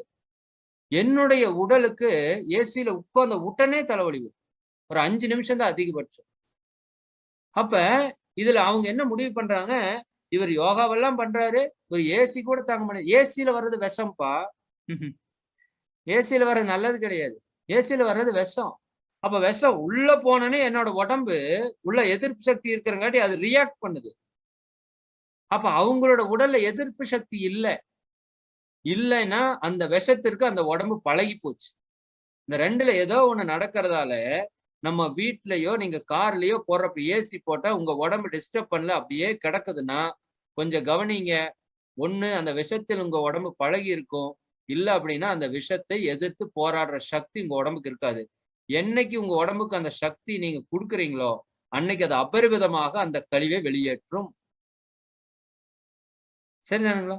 அப்ப இந்த எதிர்ப்பை கொடுப்பதுதான் நம்முடைய உயிர்ப்பாக இருக்கிறது அப்படிங்கிறது நம்ம புரிஞ்சுக்கணும். ஆனா நாம இப்ப இந்த ஆரோக்கியத்தை எல்லாம் நோயாக பார்க்கக்கூடிய ஒரு தன்மைக்கு வந்துட்டோம். அதனாலதான் நான் முதல்ல கேட்டேன், தெளிவா தெளிவா நிறைய பேர் சொன்னீங்க. சளியோ, தும்மலோ, இருமலோ, விக்கலோ, வாந்தியோ, பேதியோ, காய்ச்சலோ, சரியா, இதெல்லாம் நோய்கள் அல்ல. இந்த உடல் அதை நோயை குணப்படுத்துவதற்காக எடுக்கக்கூடிய ஒரு முயற்சியைத்தான் நாம் என்னன்னு சொல்றோம், நோய் என்று நம்பிக்கொண்டிருக்கிறோம். இது எவ்வளவு பெரிய ஒரு என்னன்னு சொல்றது, முட்டாள்தனம்னே சொல்லலாம். வேற வார்த்தை எனக்கு பயன்படுத்த தெரியல. அப்படித்தான் நம்ம வாழ்ந்துட்டு இருக்கிறோம். இது ஒரு மிகப்பெரிய மூட நம்பிக்கையாக நம்ம கிட்ட வந்துருச்சு. அப்ப தும்மல் வாந்தி வர்றப்ப சில துன்பம் வருமா? நிச்சயமா வரும். ஆனா இந்த உடலுக்கு தெரியும், இந்த தூசி உள்ள போனா, இந்த கெட்டுப்போன பால் உள்ள போனா வரக்கூடிய விளைவு இதைவிட மிக கொடுமையானதுன்னு இந்த உடலுக்கு தெரியும். அதனால என்ன பண்ணும், ஜஸ்ட் சின்ன பிரச்சனை தானே பரவாயில்ல, தும்மல் வாந்தி வர்றப்ப கொஞ்சம் டிஸ்டர்ப் இருக்கும். சரியானுங்களா? கொஞ்சம் கொமட்டுறது, வயிறு ஒரு மாதிரி பண்றது, சரியானுங்களா? அது நம்ம தும்மல் வர்றப்ப மூக்கெல்லாம் ஒரு மாதிரி இருக்கும். ஆனா அந்த குப்பையோ அந்த பாலோ உங்க உடலுக்குள்ள போனா அது ஏற்படுத்தக்கூடிய விளைவு கேன்சர் வரைக்கும் போகும். அதைத்தான் நான் உங்களுக்கு சொல்ல போறப்போ. நீங்க ஜஸ்ட் தும்மல்னு தானே ஒரு மாத்திரை போடுறீங்க, சரிதானுங்களா? ஜஸ்ட் ஒரு சின்ன பிரச்சனை தானே ஒரு ரசாயனத்தை உள்ள அனுப்புறோம். அந்த ரசாயனம் நாள்பட நாள்பட நாள்பட நாள்பட எப்படி நம்முடைய கேன்சராக, புற்று கட்டிகளாக, சரிதானுங்களா, அங்கங்கே ஏற்படக்கூடிய வீக்கங்களாக எப்படி மாறுதுங்கிறத இன்னைக்கு பார்க்க போறோம். சரிதானுங்களா? அந்நியன் படத்துல கேட்ட மாதிரி 5 பைசா திருடுனா தப்பா? தப்பு இல்ல சாமி. 5 கோடி முறை 5 பைசா திருடுனா தப்பா? தப்பு மாதிரி தெரியுது சாமி. அப்படிங்கிற மாதிரி நாம செய்யக்கூடிய சிறு சிறு சிறு சிறு செயல்களும் எப்படி நமக்கு பெரும் நோய்களாக விஸ்வரூபமாக எடுக்கிறதுங்கிறத நம்ம இன்னைக்கு பார்க்கணும். அப்ப நாம அந்த விஸ்வரூபத்தை உடைக்கணும்னா பெருசா நீங்க ஒண்ணும் பண்ண வேண்டாம். சிறு சிறு செயல்களை மாற்றினாலே அந்த விஸ்வரூபம் உடையறக்கு ஆரம்பிக்கும். சரி, அப்ப இந்த உடலுக்குன்னு ஒரு அறிவு இருக்கு. இதை இயற்கை அறிவுன்னு வச்சுக்கோங்க. நம்ம கிட்ட ஒரு அறிவு இருக்கு, அதுக்கு செயற்கை அறிவுன்னு வச்சுக்கோங்க. இப்ப இயற்கை அறிவுக்கும் செயற்கை அறிவுக்கும் போராட்டம். அதுதான் நம்ம கிட்ட இருக்கிற பிரச்சனை. இப்ப நம்ம சாப்பிட்ட சாப்பாடு, இப்ப எனக்கே 2 நாளைக்கு முன்னாடி நான் வெளியூர் போயிருந்தேன்னா, அங்க ஒரு மலைக்கு போனோம். ஒரு மலை நல்ல ஹில்ஸ். மேல ஏற போறப்போ, உள்ள இருந்து இந்த மலைக்கு போனா வாமிட் சென்சேஷன் வரும் இல்லைங்களா? அந்த மாரி வாமிட் சென்சேஷன் வருது. எனக்கு ஆக்சுவலா அந்த மாரி இதுவரைக்கும் என்னோட 37 வருஷம் வாழ்க்கையில நான் வாமிட் எல்லாம் எடுத்ததில்ல. இந்த மலைகளுக்கெல்லாம் போய் வாமிட் எல்லாம் எடுத்ததில்ல. ஆனா இந்த மலைக்கு போறப்ப, அந்த அன்னைக்கு அப்பதான் சாப்பிட்டோனே வண்டி ஏறியிருந்தோம். அது கொட குடல அப்படியே புரட்டுது. இந்த கொமட்டுதுங்கிற மாரி சொல்லுவோம்ல. ஆனா வாமிட்டா வரல. நான் என்ன நெனச்சேன், நான் ஒரு கெத்து. அங்க 2 பேர் வாமிட் எடுத்துட்டாங்க. எனக்கு ஒரு கெத்து. சரி பரவால்ல, நம்ம உடம்பு நல்லா இருக்கும் போல. சரிதானுங்களா? வாமிட் எல்லாம் வரல அப்படின்னு சொல்லிட்டு, ரிட்டர்ன் வர்ற வரைக்கும் 2, 3 டைம் அந்த மாரி கொமட்டுச்சு. ஆனா வெளிய வாமிட்டா வரல. வயிறு கொழப்பிச்சு கீழ வந்துட்டோம். வந்ததுக்கு அப்புறம் நைட்டு 10 மணிக்கோ, 9:30க்கோ, 10க்கோ படுத்தோம். தட்சணை முடிச்சுட்டு. படுத்துட்டு, காலையில 2 மணிக்கு ஆரம்பிச்சது பாருங்க. அடிச்சு துவம்சம் பண்ணுது. எல்லாம் டிசென்ட்ரி. பேதியா போயிட்டே இருக்கு. எனக்கு 2 மணியிலிருந்து 6 மணி வரைக்கும் ஒரு 10 முறை போயிருக்கு. அட கடவுளே! சரி இதுக்கு வாந்தி நான் தெரிஞ்சா வாந்தி கையுட்டு வாந்தியே எடுத்திருப்பனே. சரி எனக்கு வராது அப்படிங்கிறதுல நான் விட்டுட்டேன். ஆனா, மேல அந்த கழிவு வராத காரணத்தால, இது என்ன பண்ணுதுங்க? கீழ அந்த கழிவ ஓப்பன் பண்ணி விட்டுரும். இதுதான் நடக்கும். இப்ப நாம இதுல ஒரு பெரிய அதிபுத்திசாலிகள் நம்ம நெறைய பேர் இருக்கிறோம். ஏன்னா, இந்த இயற்கையோட அறிவை விட நம்முடைய அறிவு மிகப்பெரிய அறிவு இல்லையா? நம்மளுடைய அறிவு வச்சுட்டு என்ன பண்ணுவோம்? கெட்டுப்போன உணவ உள்ள போட்டிருப்போம். ஆனா, ஒரு வாந்தி மாத்திரைய உள்ள எடுத்து போடுவோம். வாந்தி மாத்திரை இல்ல, வாந்தி வராம இருக்கிற ஒரு மாத்திரை. சிலர் மேல ஏர்றப்பவே போட்டுட்டு போயிருவாங்க. மேல ஏர்றப்பவே போட்டுட்டு போறத, அது அது எவ்வளோ ஒரு மோசமான செயல் நடக்குன்னு பாருங்க. இந்த வாந்தி எதிர்க்கிற மாத்திரைய நம்ம போட்டுட்டா, இந்த உடல் அறிவு என்ன பண்ணுங்க? அந்த மாத்திரையவே எதிர்த்து வேலை செய்யும். எப்படி வேலை செய்யும்னா, முதல்ல நீங்க கம்முனு விட்டுட்டோம்னா, வாந்தியா வெளிய கொண்டு வந்துரும். நல்லா இந்த இடத்த புரிஞ்சுக்கோங்க. நான் சொல்றதெல்லாம் சிம்பிளா இருக்கிற மாரி தெரியும். பின்னாடி நம்ம நோய்களுக்கு இது எவ்வளவு முக்கியமா இருக்குன்னு நீங்களே புரிஞ்சுக்கணும். இப்ப வாந்தி வருது அப்படின்னா என்ன நடக்குதுன்னா, அந்த உணவு நம்ம உடலுக்கு ஒவ்வாமல் இருக்கிறது. அப்ப அது உடல் என்ன பண்ணுது? நீங்க பாருங்க, நம்ம சாப்பிடுறப்ப வாயிலிருந்து கீழ போகணும் வயித்துக்குள்ள. வாயிலிருந்து என்ன பண்ணணும் உணவு? கீழ போகணும். புவியீர்ப்பு விசையை நோக்கி வயித்துக்குள்ள கீழ போய் இரைப்பைக்கு போகுது. அப்படியே நகர்ந்து நகர்ந்து போகுது. ஆனா நீங்க தலைகீழா நின்னு பாருங்க, அந்த சாப்பாடு வெளிய வருங்கிறீங்களா? வெளிய வராது. ஏன்னா இரைப்பைக்கு மேல ஒரு லாக் போட்டிருக்கார் இறைவன். சரிதானுங்களா? அந்த லாக்ல என்ன ஆகும்? அந்த உணவு வந்து நின்னுக்கும். நீங்க தலைகீழா நின்னாலும் கீழ வராது. ஆனா, இப்ப நீங்க நேரா நிக்கிறப்பவே, வயித்துக்குள்ள இருக்கிற அந்த உணவ, வெளியில உடம்புல இருக்கிற நீர் சக்தி எல்லாம் எடுத்து மொத்தமா சேர்த்து, கலக்கி அடிச்சு வெளிய தூக்கிட்டு வருதே. புவியீர்ப்பு விசைய மிஞ்சி அது வெளிய வந்து வெளிய கொட்டுதே. இது எவ்வளவு பெரிய ப்ராசஸ்ன்னு கொஞ்சம் யோசிச்சு பாருங்க. சரிங்களா? இது ஏன் அறிவு செய்யுது? ஏன் இந்த உடல் செய்யுது? இத்தன நாள் செய்யலையே! சரிதாங்களா? என்னோட லைஃப்ல இத்தன நாள் செய்யலையே, அல்லது இத்தன நாட்கள் இவ்வளவு நாட்கள் அது செய்யலையே, எப்பவும் செரிச்சது உள்ளதான்னு அனுப்பிச்சுட்டு இருந்தது. இன்னைக்கு செய்யுதுன்னா என்ன காரணத்திற்காக செய்கிறது? அப்ப அதுல ஏதாவது ஒரு காரணம் இருக்கும் இல்லையா? அந்த உணவு ஒவ்வாமலோ, அது கெட்டுப் போய் இருந்தாலோ, அது ஏதாவது பாதிப்புக்கு உட்பட்டிருந்தா, அது என்ன பண்ணுதுங்க? வாந்தியா வெளிய எடுக்க முயற்சி பண்ணுது. நாம என்ன பண்றோம்? நம் செயற்கை அறிவை கொண்டு ஒரு மாத்திரைய தூக்கி போடுறோம். மாத்திரை தூக்கி போட்டோமா? அது என்ன பண்ணுது தெரியுங்களா? ஏன்னா மேல வர்றதுக்கு விடல. உடனே என்ன பண்ணும்? இந்த இந்த இத அப்படியே விட்டுருச்சுன்னு வச்சுக்கோங்க. இது இரைப்பையில போயி, செரிமானமாயி, சிறுகுடல் வழியில போச்சுன்னா, ரத்தத்துல கலந்துரும். ரத்தத்துல கலந்ததுன்னா, அது மிகப்பெரிய விஷமா மாறிரும் நம்ம உடம்புக்கு. ரத்தத்துல கலந்ததுன்னா, பல உறுப்புகள் டேமேஜ் ஆயிரும். கிட்னி முதல் கொண்டு. அப்ப என்ன பண்ணும்? இது இரைப்பைக்கு செல்லக்கூடிய அந்த உணவ மிக வேகமாக சிறுகுடல் வழியா சரிதாங்களா? வேகமா வெளிய தள்ளி, பேதியா வெளியேத்துறதுக்கு முயற்சி பண்ணும். நம்மளுடைய இதுல அதிபுத்திசாலி சிலர் இருக்கிறோம். பேதிக்கு ஒரு மாத்திரை போட்டோம். மேல கார்க்கு வச்சு அடைச்ச மாதிரி, சரிதானுங்களா? அந்த ஐயப்பன் கோயில்ல தேங்காயில கார்க்கு வச்சு அடைக்கிற மாரி மேல ஒரு மாத்திரை போட்டு அடைச்சுட்டான். கீழயாவது அது போலான்ட்டு போகும். அதுக்கும் ஒரு காரக்கு வச்சு அடிச்சுக்குவான் மாத்திரை போட்டு. அப்ப மேலையும் போக முடியாது, கீழையும் போக முடியாது. அந்த கழிவு உடலுக்குள்ள சுத்தி சுத்தி சுத்தி சுத்தி அத்தனை நோயாவும் கட்டியாவும் மாறுது. சரிங்களா? அப்ப இதுல நாம் புரிஞ்சுக்க வேண்டியது என்னன்னா, உடல் வெளித்தள்ளக்கூடிய எதுவுமே உடலின் இயல்புக்கு மாறானது, தீங்கு விளைவிப்பது அப்படிங்கிறத நம்ம புரிஞ்சுக்கணும். சரிதானா? இதை நீங்க வெளியே போறதுக்கு அனுமதிச்சுட்டாலே உங்கள் உடல் தானாக ஆரோக்கியமாக இருக்கும். மகரிஷி ஒரு கவியில சொல்லுவாங்க, அது நல்ல கவி. ஒரு 14 கழிவுகளை சொல்லுவாங்க. நம்ம உடம்புல இருந்து 14 கழிவுகள் வெளியே வரும். யூரின், மோஷனு, வாந்தி, தும்மலு, சரிதானுங்களா? வேதி, கண்ணுல வர்ற பூளை, காதுல வர்ற பீலை, வித்து சக்தி முதல் கொண்டு உடல்ல வர்ற வியர்வை, சரிதானுங்களா? இப்படி உடம்புல இருந்து 14 கழிவுகள் வெளியே வரும். அந்த கவியில சொல்லுவாங்க, இந்த 14 கழிவுகளை எந்த மனிதன் உடல் ஆரோக்கியம் என்று வேண்டும் என்று நினைக்கிறானோ அவன் அடக்கக்கூடாது, அடக்க மாட்டான். ஸ்வஸ்தன் தான் அடக்கிடானே அப்படின்னு அந்த கவி முடியும்.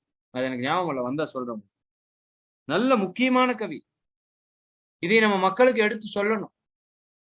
அப்ப நம்ம உடம்புல 14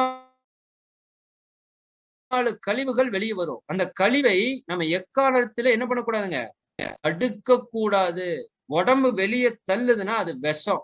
நல்லா புரிஞ்சுக்கோங்க. உடம்பு வெளியே தள்ளுதுன்னா அது விஷத்தை மட்டும்தான் வெளியே தள்ளும். நல்லது அது தள்ளுறதுக்கு வாய்ப்பே கிடையாது. நான் முதலே சொல்லிட்டேன். அப்ப உடலை அதனுடைய போக்குல விடணும். மனசை அதனோட போக்குல விடக்கூடாது. நம்ம மாத்தி வச்சிருப்போம். மனசு அது போக்குல விட்டுருவோம். உடலை நம்ம கட்டுப்பாட்டுல வச்சிருக்கோம். உடல் எப்பொழுதும் தவறு செய்யாது. ஏன்னா உடல் பேரறிவினுடைய வெளிப்பாடு. அப்ப உடல் அதன் போக்குல நீங்க விட்டுட்டீங்கன்னா உடலுக்கு கேடே கிடையாது. இப்போ ஒரு பசி எடுத்துக்கோங்க. உதாரணத்துக்கு ஒரு பசி எடுப்போம். பசித்து புசிப்போம் அப்படின்னு நம்ம பல ஆயிரம் ஆண்டுகளா நமக்கு தெரியும். சரியாங்களா? பசித்து புசி, துய்க்க துவர பசித்து, வள்ளுவத்திலிருந்து எல்லாம் சொல்லியாச்சு. இப்ப நம்ம ஒரு முடிவுக்கு வரலாம். இன்னைக்கு நீங்க எதை செய்யறீங்களோ இல்லையோ, இத ஒன்ன தயவு செய்து செய்யுங்க. இந்த 344 ஆன்மாவுக்கு நான் சொல்றேன், இன்னைக்கு உங்களுக்கு எது புரியுதோ புரியலையோ, தெரியுதோ தெரியலையோ, ஒன்ன மட்டும் செய்யுங்க. ஒரே விஷயம். இந்த உடல் இறைவனால் உருவாக்கப்பட்டது. இந்த உடலுக்கு அறிவு இருக்கிறது. சரிதாங்களா? இந்த உடலை நான் நம்புகின்றேன். சரிதாங்களா? இந்த உடல் நான் பிறப்பிலிருந்து என்னுடன் எனக்காக இயங்கிக் கொண்டிருக்கிறதுன்னு நம்பக்கூடிய ஒவ்வொருத்தரும் ஒன்ன மட்டும் செய்யுங்க. சரிதானுங்களா? இந்த பசித்து புசிக்கிறது. இப்ப எப்ப சாப்பிடலாம் அப்படின்னு கேட்டா நீங்க என்ன சொல்வீங்க? நேரத்துக்கு சாப்பிடலாங்கிறத இன்னைக்கு இருக்கிற ஒரே வார்த்தை. நேரம் 2 நேரம். ஒண்ணு டைமுக்கு சாப்பிடுறது. காலையில் 8 மணி ஆச்சா டிஃபன், மதியானம் 1 மணி ஆச்சா லஞ்ச், நைட் 8 மணி ஆச்சா டின்னர். அப்புறம் காலையில் எழுந்திரிச்சோமா டீ, காபி, ரொட்டி, வறுக்கி, அது என்னென்னவெல்லாம் கிடைக்குதா. 10:30 மணிக்கு ஒரு டீயும் காப்பியும் போண்டாம் பச்சி இருக்கிறதெல்லாம் அடிச்சு தள்ளு. 3:30 மணிக்கு ஒரு கலவை, 6 மணிக்கு ஒரு கலவை அடிச்சு தள்ள வேண்டியதுதான். டைம் ஆச்சு, 3:30 ஆச்சு, டீ எங்க? சரிங்களா? சீக்கிரம் சங்கோதருக்கு இதை தவிர வேற ஒண்ணுமே தேவையில்லை. அப்ப எப்ப சாப்பிடலாம்? கடிகாரத்து நேரத்தை பார்த்தா சாப்பிடணும். சயின்ஸ் அப்படி சொல்லுது. ஆனா உண்மையான மெஞ்ஞானம் என்ன சொல்கிறது? ஞானிகள் என்ன சொல்கிறார்கள்? இந்த உடலுக்கு அறிவு இருக்குப்பா, அது கேட்கும். ஏன்னா ஒவ்வொருத்தரோட உடல்ல ஒவ்வொரு மாதிரியான செயல் நடக்குது. இப்ப எனக்கு என்ன தேவை? எனக்கு என்ன பெரிய வேலை? பெரிய வேலை ஒண்ணும் இல்ல. காலையில எந்திரிச்சா ஜூம்ல ப்ரோகிராம் நடத்துறோம். அப்புறம் கொஞ்சம் கம்பெனிக்கு போயிட்டு வரோம். அப்புறம் மத்தியானம் வந்து ப்ரோகிராம் நடத்துறோம். அப்புறம் கம்பெனில போய் ஒரு சிம்பிளான ஒர்க் தான். பிரெயின் ஒர்க் தான். பிசிக்கல் ஒர்க் கிடையாது. ஈவினிங் வந்து உங்க கூட கொஞ்சம் பேசிட்டு இருக்கிறோம். அவ்வளவுதான். அப்ப எனக்கு என்ன பெரிய தேவை இருக்கும்? நான் காலையில 4 இட்லி சாப்பிட்டேன்னா எனக்கு பசிக்கிறதுக்கே 2 மணி ஆயிரும். 8 மணிக்கு ஏதாவது கஞ்சி குடிச்சேன்னா 12 மணிக்கு பசிக்கும். புரியுதுங்களா? அப்ப நீங்க சாப்பிடக்கூடிய பொருள் என்ன? நீங்கள் பார்க்கக்கூடிய வேலை என்ன? இந்த 2ஐ பொறுத்து தான் உங்களுக்கு பசி வரும். எனக்கும் பசி வரும். லைட்டா சாப்பிட்டு ஹெவியா ஒர்க் பண்ணீங்கன்னா சீக்கிரம் பசிக்கும். ஹெவியா சாப்பிட்டு லைட்டா ஒர்க் பண்ணீங்கன்னா தள்ளி பசிக்கும். புரியுதுங்களா? டாக்டர் 4 சப்பாத்தி சாப்பிடுறாரு. அதே சமயம் ரோடு போடுறவர் 4 சப்பாத்தி சாப்பிடுறாரு. டாக்டர் 8 மணிக்கு சாப்பிட்டா மத்தியானம் 2 மணிக்கு பசிக்காது அவருக்கு. ஆனா ரோல் பண்றதுக்கு அப்படியா? 8 மணிக்கு சாப்பிட்டா 11 மணிக்கு கப்ப கப்ப கப்பன்னு பசிக்குது. ஏன்னா அவ்வளவு கடின உழைப்பு, அவ்வளவு சக்தி வெளியேற்றம். அப்ப அதுதான், அதனாலதான் இயற்கை என்ன சொல்லியிருக்கு, இந்த உடலுக்கு ஒரு சிஸ்டத்தை, ஒரு அறிவு கொடுத்துருச்சு. இதுக்கு எப்ப எனர்ஜி தேவையோ அப்ப அது பசி என்ற ஒரு உணர்வை நம்ம கிட்ட கொடுக்கும். அப்ப பசித்த நேரத்தில் புசித்தால் எந்த நோயும் உடலுக்கு இல்லை. இதான் இயற்கையினுடைய விதி. பசிக்காமல் புசிக்கின்ற ஒரு பருக்கை கூட விஷமாகும். எழுதி வச்சுக்கோங்க உங்க மனசுல. என்ன சாப்பிட்டாலும் சரி, பசிக்காமல் சாப்பிடுகின்ற ஒரு பருக்கை கூட உங்கள் உடலிலே அது விஷமாகும், நோயாகும், கேன்சர் ஆகும், இன்னும் என்னென்னவெல்லாம் இருக்கோ எல்லாமே ஆகும். ஏன்னா இப்படியாவது நம்ம சாப்பிட நிறுத்துவோமா அப்படின்னு தெரியல. ஒருத்தவங்க அழகா விளையாட்டா சொல்லுவாங்க, இந்த உலகத்திலே சாப்பிடாமல் செத்தவர்களை விட சாப்பிட்டு செத்தவர்கள் அதிகம். நல்லா புரிஞ்சுக்கோ. சாப்பிடாம செத்தவங்க கம்மி, பசி பட்டியல் செத்தவங்க ரொம்ப கம்மி. தின்னு தின்னு எதை திங்கணும், எப்படி திங்கணும், இது எதுவுமே தெரியாம சாப்பிட்டு சாப்பிட்டு உடலில் பல நோய்களை உண்டாக்கி இறந்த மானிடம் தான் அதிகம். இது எந்த உயிர்கள்ட்டையும் கிடையாது. பசிக்காம புசிக்கிறது மற்ற உயிர்களுடைய அகராதிலே கிடையாது. அதனுடைய அகராதிலே கிடையாது. பசித்தா மட்டும்தான் சாப்பிடும். புரியுதானீங்க? அது அதற்கு என்ன உணவு ஒற்றுக்கொள்ளுமோ அதைத்தான் சாப்பிடும். ஒத்துக்காத சாப்பிடாது. எவ்வளவு அறிவு பாருங்க, இயற்கையினுடைய பேரறிவு. ஆனா நம்ம எதுக்காக சாப்பிடுறோம்னு நமக்கு தெரியல. இப்ப நம்ம உடம்புக்கு ஒரு தேவைங்கிறத பசி மூலமா இந்த உடல் உணர்த்து நமக்கு. இப்ப நிறைய பேருக்கு இந்த பசித்து புசிக்காத காரணத்தினால யாரோ போட்டுக்க வருங்க, சாவுக்கு பாடுபடுவதே சாப்பாடு. அப்படி இல்ல. சாவு அப்படின்னா இறப்புன்னு அர்த்தம். பாடு அப்படின்னா தள்ளி போடுறது அப்படின்னு அர்த்தம். சரிங்களா? உண்மையான அர்த்தம் நான் சொல்றேன். தமிழாசிரியர் சொன்னார், சாப்பாடு அப்படின்னா சாவுனா இறப்பு, பாடுனா தள்ளி போடுறது. சரியாக சாப்பிட்டால் சாப்பாடு சாவை தள்ளி போடும். ஆனா இப்ப என்ன பண்றோம், அவங்க சுமதி அம்மா சொன்ன மாதிரி சாவுக்கு பாடுபடுவதே சாப்பாடு. அப்படி ஆயிப்போச்சு. ஒரிஜினல் அப்படித்தான். சாப்பிட்டு சாப்பிட்டு சாகுறோம். சரிதானுங்களா? சரி, அப்ப இப்ப நம்ம என்ன ஒரு முடிவுக்கு வரணும்னா, உண்மையாலுமே நம்ம விஞ்ஞானிகளா இருந்தா, விஞ்ஞானத்தை உணர்ந்தவர்களாக இருந்தா, அதை ஃபாலோ பண்றவங்களா இருந்தா, முதல் கண்டிஷன் பசித்து புசி. சரிங்களா? பசித்து சாப்பிடக்கூடிய உணவு தான் முழு சக்தியா மாறும். சார், பசிக்காம சாப்பிட்டா அது என்ன ஆகும்? முழு கழிவாக வெளியே தள்ளப்படும். அது வேஸ்ட். அது வேஸ்ட். இன்னும் அது பல நோய்களை உற்பத்தி பண்ணும். நான் பின்னாடி சொல்றேன். நீங்க பசிக்காம சாப்பிடக்கூடிய உணவால் உங்கள் உடலில் எவ்வளவு நோய்கள் உற்பத்தி செய்யப்படும் தெரிஞ்சா நீங்க பயந்து போயிருவீங்க. அத்தனை நோய் உற்பத்தி ஆகும். சரியானுங்களா? அப்ப முதல் வேலை, இன்னைக்குல இருந்து நம்ம ஒரு முடிவு எடுக்கலாம். நேரத்துக்கு சாப்பிடுறது இன்னைக்கோட நிறுத்திடுங்க. பசிக்கிற நேரத்துக்கு சாப்பிடுறதுதான் முதல் விஷயம். சரிதானுங்களா? அப்போ இந்த டாபிக் இன்னைக்கு முடியுமான்னு எனக்கு தெரியல. இது ஒரு பெரிய டாபிக். நம்ம ஒரு 2 அல்லது 3 வாரங்கள் இது தொடர்ந்து நடக்கிறதுக்கு வாய்ப்பு இருக்கு. அதனோட ஃபைனல் கிளைமேக்ஸ்ல தான் உங்களுக்கு நிறைய புரிதல் வரும். அப்ப முதல்ல தயவு செய்து இன்னைக்கு இருக்கிற 360 பேரும் தயவு செய்து ஒரே ஒரு தாழ்மையான வேண்டுகோள், பசித்தால் மட்டுமே நான் சாப்பிடுவேன். ஒரு வாரம் செஞ்சு பாருங்க. நல்லா இருந்தா கண்டினியூ பண்ணுங்க, இல்லாட்டி நீங்க எப்பவும் போல இருங்க. உங்களோட உடல் நோய்கள், உங்களுடைய மன நலம் எல்லாம் எப்படி இருக்கு நீங்களே செக் பண்ணுங்க. நல்லா இருந்தா கண்டினியூ பண்ணுங்க. மகரிஷி சொல்றாங்கல்ல, நல்லா இல்லாட்டி தூக்கி போட்டுருங்கன்ற நான். ஆனால் இதை செய்யாமல் நம் உடல் நலமாகாது. உடல் நலமாகாமல் நாம் விஞ்ஞானத்தை அடைவது சாத்தியம். இன்னைக்கு மதியான அதிகத்தை ஃபுல்லா பேசியிருந்தேன். தயவு செய்து உடற்பயிற்சி யாராவது செய்யாதவங்களா இருந்தா இன்னைக்கு மதியம் என்னோட உரை ஏதோ ஒரு டாபிக், நல்ல டாபிக் கொடுக்கலாம். சரிதாங்களா? உடலை காக்கும் உடற்பயிற்சின்னு ஏதோ ஒரு டாபிக் கொடுத்து இன்னைக்கு யூடியூப்ல வரும். இன்னைக்கோ நாளைக்கோ வரும். தயவு செய்து மத்தியான தற்சோதனை நிகழ்ச்சியில வராத அன்பர்கள் தயவு செய்து அந்த உரையை நீங்க தயவு செய்து கேளுங்க. ரொம்ப ரொம்ப இம்பார்ட்டன்ட்.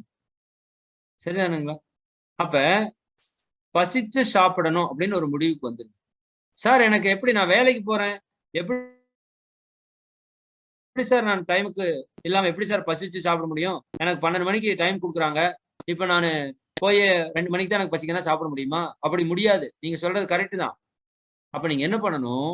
காலையில கட்டுறோம்ல ஒரு ஹெவி கட்டு, அதையும் கொஞ்சம் குறைக்கணும். நீங்க தான் செக் பண்ணணும். கொஞ்சம் முன்னாடி பசி வந்து விட்டா ஒண்ணும் தப்பு கிடையாது. உயிர் போயிராது.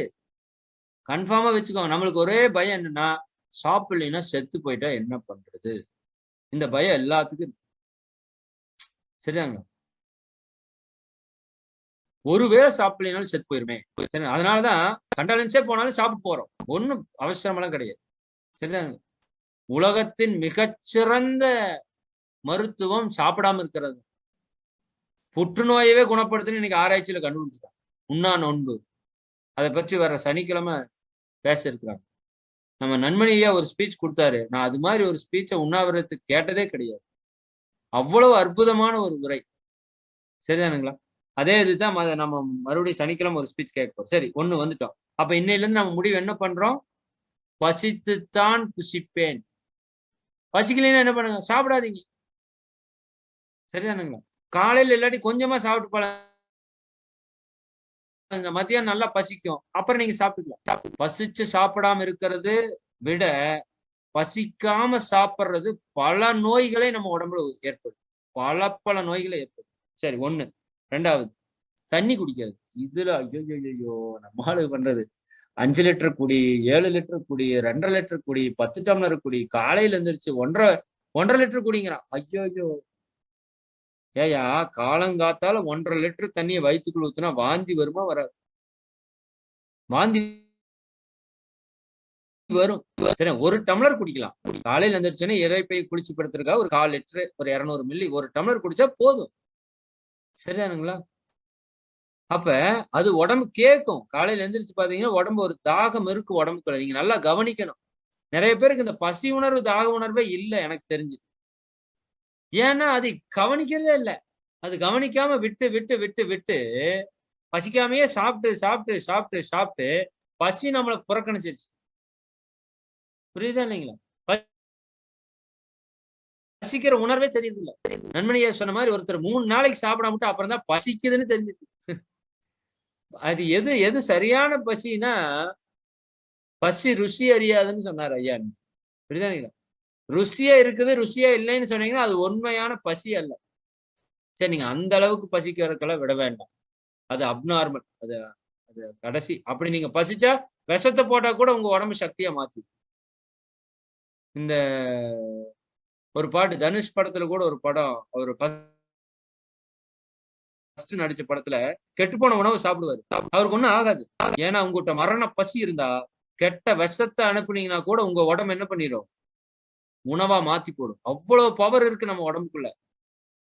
ஆனா பசிக்காம நீங்க அமிர்தத்தையே உள்ள அனுப்புனாலும் அது விஷமாத்தான் மாத்தும். இப்ப நீங்க சொல்லுங்க, உங்க குழந்தைகளுக்கு கொடுக்குற அத்தனை பசி இல்லாத உணவுகளும் விஷம்தான் மாறிட்டு இருக்கு. எப்படி குழந்தைகளுக்கு உடம்பு சரியில்லாம போகும்? இந்த ரோட்ல சேரிக்கல்ல ஓரத்துல டிச்சு ஓரத்துல வாழ்ற மக்களுக்கு எந்த நோய் வருது? நீங்க போய் கணக்கெடுங்க. விதவிதமா பாதாம், முந்திரியும், பிஸ்தாவும், பேரிச்ச மரத்தையுமா கொடுத்துட்டு இருக்காங்க. ஏதோ கஞ்சியும் கூழையும் குடிச்சிட்டு வயிற்றுல, சரிதானுங்களா, பசியோட தான் சுத்தி தெரியுது. அதுக்கு நோயே வர்றதில்லை. நோயே வர்றதில்லை. இன்னும் இம்யூனிட்டி பவர் பயங்கரமா இருக்குங்கிறான். அந்த சூழலை வளர்ந்து வளர்ந்து அதனோட உடம்புல இம்யூனிட்டி பவர் பயங்கரமா இருக்கு. சரிதானுங்களா? அப்ப தாகம் எடுத்தா தான் தண்ணி குடிக்கணும். அதான் உடலுக்கு அறிவு இருக்கே. நீங்க உங்களுக்கு தண்ணி குடிக்கிறப்ப வாமிட் வருதுன்னா உங்க உடம்பு எதுக்கு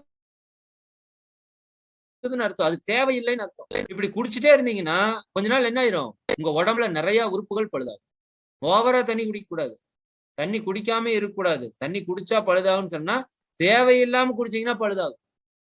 எப்படி தேவையில்லாம சாப்பிட்டா உடம்புல நோய் ஆகுமோ, அப்படி தேவையில்லாம தண்ணி குடிச்சாலும் உடம்புல பல நோய் உருவாகும். சரிதானே?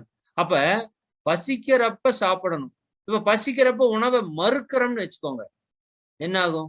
பசிக்கும் நிறைய பேருக்கு. இப்ப நம்ம கிட்ட இருக்கிற ஒரு பெரிய பிரச்சனை என்னன்னா, இந்த ஒரு விஞ்ஞான உலகத்துல பசிக்கிறப்ப சாப்பிடாம அது புறக்கணிப்பு. நீங்க கவனிச்சிருக்கீங்களா? அதுதான் நமக்கு பல நோயா உருவாகும். ஏன்னா பசிக்குதுன்னா அந்த உடம்புக்கு சக்தி இல்ல, போடு போடு போடு போடுன்னு கேக்குது. குழந்தை அழுகுதுன்னு வச்சுக்கோங்களேன். பச்சை குழந்தை பாலுக்கு அழுகுது. பார்த்துட்டு என்ன பண்ணுவீங்க? அப்படியே விட்டுருவீங்களா? அது பசியில அழுகுது. அது மாதிரி உங்க உடம்பு உள்ள வயிறு, உங்க உடம்புல இருக்கிற 6000 கோடி செல்கள்லயும் சக்தி குறைபாடு வந்தனையும் அது கேக்குது. எப்பா ஏதாச்சும் போடுப்பா, போடுப்பா, போடுப்பாங்குது. நம்ம என்ன பண்றோம்? டிவி பார்த்து, செல்போன பார்த்து, அங்க போனேன், நான் இங்க வந்தேன், நான் இந்த வேலைக்கு வந்தேன், நான் அந்த வேலைக்கு வந்தேன். புரியுதுங்களா? அந்த பசிய நம்ம குடுக்காம நம்ம சாப்பாடு போடாம இருந்தா, ஒரு நாள் நிச்சயமா பசி நம்மை புறக்கணிக்குது. இவன் வேலைக்கு ஆக மாட்டான். பசி உணர்வே போயிரும். உங்களுக்கு பசி எப்ப வருதுன்னு உங்களால கண்டே பிடிக்க முடியாது. சரி, பசிக்காதப்ப சோத்த போட்டுட்டே இருந்தா என்ன ஆகும்? பசிக்கிறப்ப சோத்த போடலைன்னா அப்படி, பசிக்காதப்ப நம்ம சாப்பிட்டே இருந்தா என்ன ஆகும்னா, இந்த உணவை பசி புறக்கணிச்சிடும். சரிதாங்களா? உணவை கண்டாலே வெறுப்பா இருக்கும். சரிதாங்களா? அப்புறம் பசிக்கிறப்ப சரியா சாப்பிட முடியும். பல தொந்தரவுகள் இந்த உடலுக்குள்ள வந்துடும். ஏன்னா அந்த சிஸ்டத்தையே கொலாப்ஸ் பண்ணிட்டோம். அந்த சிஸ்டத்தையே உடைச்சுட்டுட்டோம். பசிக்கிறப்ப சாப்பிடாம சுத்துறது, பசிக்காதப்ப சாப்பிடுறது, தாகம் எடுக்காம தண்ணி குடிக்கிறது. சரிதானுங்களா? தாகம் எடுக்கிறப்ப தண்ணி குடிக்காம வைத்த வாய காய போடுறது. இப்ப கூட உங்களுக்கு ஏதாவது வாயில தண்ணி தேவைன்னு உங்க உடம்பு சொல்லிச்சுன்னா தயவு செஞ்சு கொடுத்துருங்க. சரிதானுங்களா? தாகம் இல்லாதப்ப தண்ணி குடிக்க கூடாது. அது விஷமாகும். தாகம் இருக்கிறப்ப தண்ணியை மறுக்க கூடாது. இந்த பசியும் தாகத்தையும் தொடர்ந்து யாரெல்லாம் மறுத்து கொண்டே வர்றாங்களோ அவங்களுக்கு முதல் எதுல ப்ராப்ளம் உருவாகும்னா செரிமானத்தில் கோளாறு துவங்கும். அதுதான் பிற்காலத்திலே சர்க்கரை நோய் மற்றும் எல்லா விதமான உடல் தொந்தரவுகளாகவும் மாறும். இது உண்மையான்னு மட்டும் நீங்க சொல்லுங்க. இப்ப நம்ம பசியும் தாகத்தையும் சரியாக உணர்ந்து அதை நிறைவு செய்து கொண்டிருக்கிறோமா? நிச்சயமா கிடையாது. அடிச்சு நான் சொல்றேன், நிச்சயமா கிடையாது. பசிக்காதப்ப, தாகம் எடுக்காதப்ப தண்ணியை, உணவை செலுத்தி கொண்டிருக்கிற ஒரு மனிதனாத்தான் நம்ம வாழ்ந்து. ஆனா இந்த பசி, தாகம், தூக்கம் இதெல்லாம் என்ன? மகிழ்ச்சி கொடுத்திருக்கிற 5 அளவுமுறையில் இருக்கிறது என்னங்க? இதெல்லாம் இயற்கையாகவே நம்ம உடலுடைய தேவைகள். தேவைகளை நம்ம நிறைவேற்றலைன்னா நம்முடைய ஆரோக்கியம் முற்றிலுமாக தகர்க்கப்படும். நம்ம எப்ப உடலினுடைய தேவையை நிறைவேற்றுங்க. நல்லா புரிஞ்சுக்கோங்க. தேவையத்தான் இங்க நிறைவேற்றணும். இங்க ஆசைக்கு போகக்கூடாது. உடலுக்கு இப்ப உண்மையாலுமே நான் சொல்றேன். இன்னொன்னு சொல்றேன் பாருங்க. இப்ப 367 பேர் இருக்கீங்கல்ல. உங்களை நிம்மதியா ஒரு இடத்துல தூங்குறதுக்கு விட்டா, நீங்க ஒவ்வொருத்தரும் எனக்கு தெரிஞ்சு 1 மாசம் 2 மாசம் தூங்குவீங்க. சரிதானுங்களா? வேலைக்கு போற ஆட்களா இருக்கிறப்ப. இல்லைனாலும் இன்னைக்கு டெக்னாலஜியில நைட் எத்தனை மணிக்கு படுக்கிறோம்? 10 மணி, 11 மணி, 12 மணி, 1 மணிக்கு படுக்கிறோம். இதுல வேற நம்ம யோகா செய்யணும் நேரத்துல வேற எந்திரிச்சிடுறோம். சரிதாங்க. நிறைய பேரு காலையில எந்திரிச்சு உட்கார்ந்தா தூக்கமா வருது சார். 10 மணிக்கு வேலைக்கு போனா தூக்கமா வருது சார். மத்தியானம் தூக்கமா தள்ளுது சார். ஏன் தூக்கமா தள்ளுது? நீங்க நைட்டு குடுக்குற தூக்கத்தை சரியா குடுத்திருந்தா தானே காலையில உங்களுக்கு நல்லா இருக்கும். நான் சீரியஸா சொல்றேங்க. நல்லா நீங்க தூங்கி மட்டும் எந்திரிங்க. உங்களுக்கு கோபம் வராது. இது நான் என்னோட பிராக்டிகலா நான் என்னோட லைஃப்ல நான் உணர்ந்தது. எனக்கு கோபமோ, பொறாமையோ, கவலையோ, வெறுப்போ நான் நல்லா தூங்கி எந்திரிச்ச எந்த நாளுமே எனக்கு வந்தது. ஆனால் தூக்கம் சரியாக இல்லாத நாட்களில் அத்தனை கெட்ட குணங்களும் எனக்குள்ள தாண்டவமானது நான் பார்த்தேன். அப்படி டென்ஷன் ஆகும். புரியுதா இல்லைங்களா? மகரிஷி சும்மா சொல்லி வைக்கல 5 அளவு முறைய. அப்ப இந்த உடலுக்கான தூக்க சக்தி அப்படிங்கிறது அது ஒரு பெரிய டாபிக். தூக்க சக்தி தான் நம்ம உடம்புல பிரபஞ்ச சக்தியை, விண் சக்தியை கொண்டு வர்றது தூக்கம் தான் கொண்டு வரும். தூக்கத்தை பத்தி நம்ம நல்லா தெரியும். ஏன்னா டாக்டரே போனா என்ன சொல்றாரு? ஓய்வெடுன்னு தான் சொல்றாரு. ஒற்றை வார்த்தையில முடிஞ்சது. நாம ஓய்வை தவிர அத்தனை வேலையும் செஞ்சுட்டு. தூக்கம் உடலின் அத்தனை நோய்களையும் குணப்படுத்தக்கூடிய சக்தி கொண்ட இறைவன் கொடுத்த மிகப்பெரிய வரப்பிரசாதம். சரியா? நீங்க எவ்வளவு பேர் நல்லா தூங்குறீங்க எல்லா நாளும்? ஒரு உடம்புக்கு 6 மணி நேரம் தேவைப்படும், ஒரு உடம்புக்கு 7 மணி நேரம் தேவைப்படும், ஒரு உடம்புக்கு 8 மணி நேரம் தேவைப்படும். புரியுதா இல்லைங்களா? 8 மணி நேரத்துக்கு எச்சா தான் தூங்கக்கூடாது, 6 மணி நேரத்துக்கு கம்மியா தான் தூங்கக்கூடாது. அப்ப 8 மணி நேரம் உங்க உடம்புக்கு தூக்கம் தேவைன்னா தயவு செய்து நீங்க என்ன யோக பயிற்சி செய்கிறீர்களோ இல்லையோ தயவு செய்து தூங்குங்கள். நல்லா புரிஞ்சுக்கோங்க. புரியுதா இல்லைங்களா? அந்த தூக்கத்துக்கு எடுத்துட்டு நீங்க ஒரு யோக பயிற்சியை செய்வது என்பது மிக தவறான விஷயம். மகிழ்ச்சி அதனாலதான் 5 அளமுறை தெளிவா கொடுத்துட்டாரு காய்கள் கூட. ஏன்னா நம்ம அப்படி பண்ணுவோம்னு உங்களுக்கு உங்களுடைய தூக்கம் கொடுக்கக்கூடிய ஒரு விஷயத்தை உலகத்தில் எந்த யோகமும் கொடுக்காது. இது என் அறிவு கட்டி நான் சொல்றேன். தூக்கத்திலே நாம் பெறக்கூடிய நன்மையை உலகத்தில் எந்த சக்தியாலும் கொடுக்க முடியாது. ஏன்னா இந்த உடல் பிரபஞ்ச சக்தியை, விண் சக்தியை, வான்காந்த சக்தியை ஈர்க்கக்கூடிய செயல் அந்த தூக்கத்தில் நடக்குது. ஆட்டோமேட்டிக்கா ஃப்ரீக்வன்சி டவுன் ஆகும். நீங்க மெடிடேஷன்ல முயற்சி பண்ணி குறைக்கிற ஃப்ரீக்வன்சி, புலன் கட்டுப்பாடு, புலன் அடக்கம் அத்தனை நடக்கும். மூளை சைலன்ஸ் ஆகும். பிரபஞ்ச சக்தி இறங்கும், அத்தனை நோய் குணமாகும். அப்ப இதெல்லாம் நம்ம மிக முக்கியமா வச்சிருக்கணும். மத்தியானம் இதை சொன்னேன். ஆங்கிலத்தில் ஒரு பழமொழி இருக்கு, சவுண்ட் பாடி சவுண்ட் மைண்ட் அப்படி. சரியா? ஆரோக்கியமான உடலில் இருந்துதான் ஆரோக்கியமான சிந்தனைகள் பிறக்கும். நான் இன்னைக்கு சொன்னது அனைத்து நோய்க்கும் ஒரே தீர்வு. நான் சொன்னது உடல் நோய்களை மட்டும் சொல்லல, மன நோய்களையும் தான் சொல்லியிருக்கோம். சரிங்களா? நல்ல உடலிலிருந்து கெட்ட சிந்தனை வராது, கெட்ட உடலிலிருந்து நல்ல சிந்தனை வராது. இவ்வளவுதாங்க. இப்ப எதையும் நம்ம எப்படி வைக்கணும் நீங்க தான் முடிவு பண்ணணும்.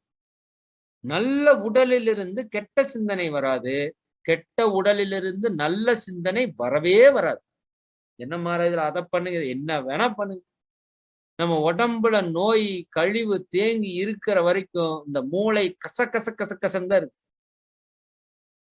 ஏன்னா மூளை ராஜ உறுப்புகள்ல ஒண்ணு கிடையாது. நல்லா புரிஞ்சுக்கோங்க, மூளை ராஜ உறுப்புகள்ல ஒண்ணு கிடையாது. கல்லீரல், மண்ணீரல், நுரையீரல், சிறுநீரல், மண்ணீரல் இதெல்லாம் இருக்கு இல்லையா?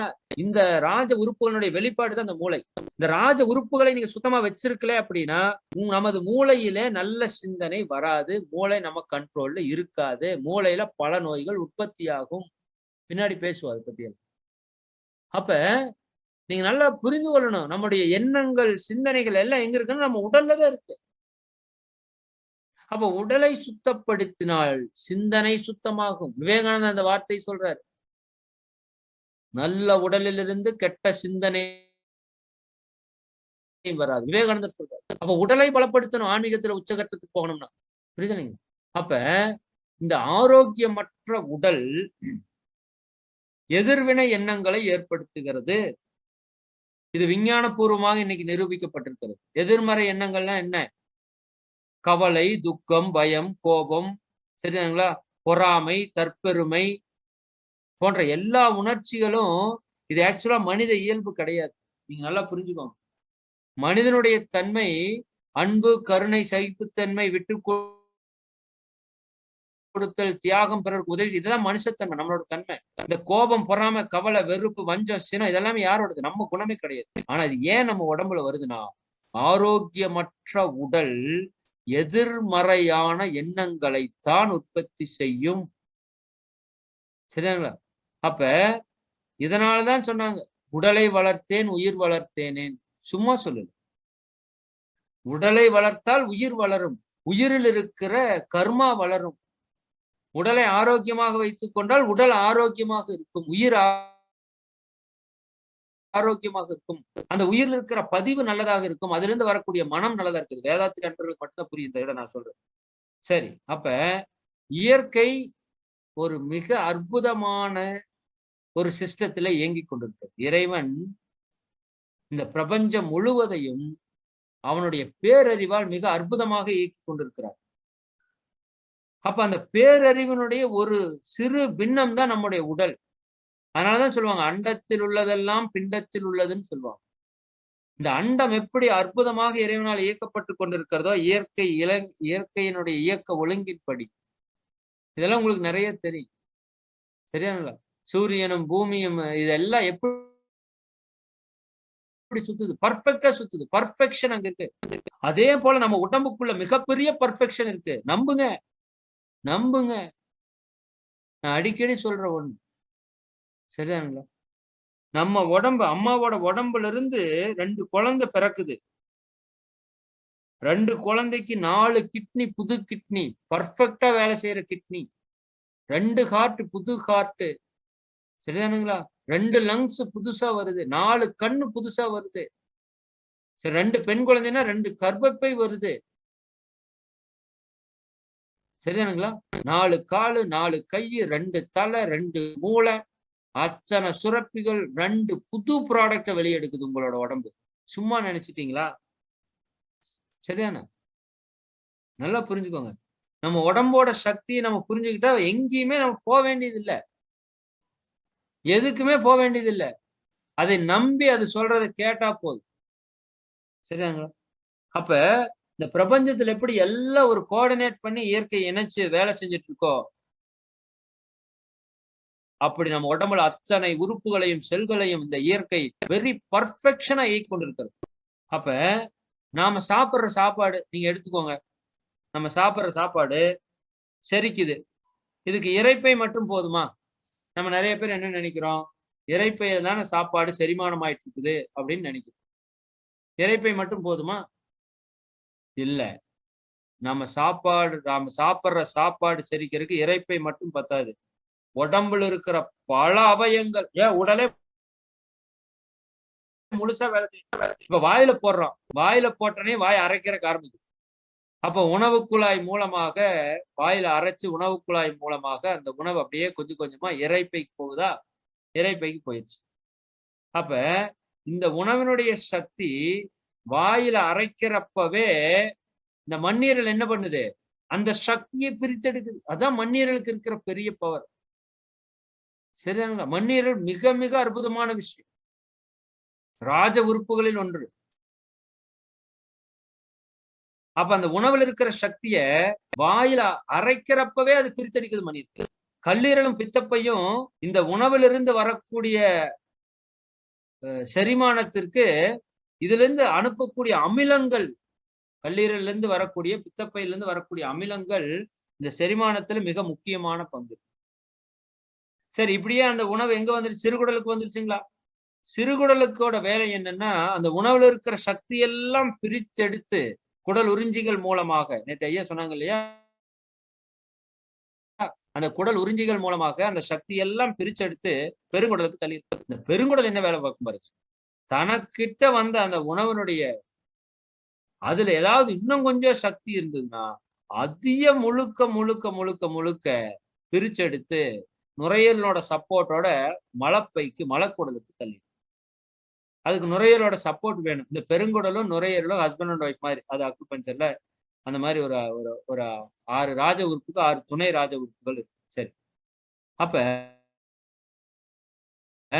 இந்த மண்ணீரலாலையும் சிறுகுடலாலையும் உறிஞ்சப்பட்ட சக்தியை ரத்தம் மூலமாக எல்லா இடத்துக்கும் கொண்டு போறது ஹார்ட்டோட வேலை.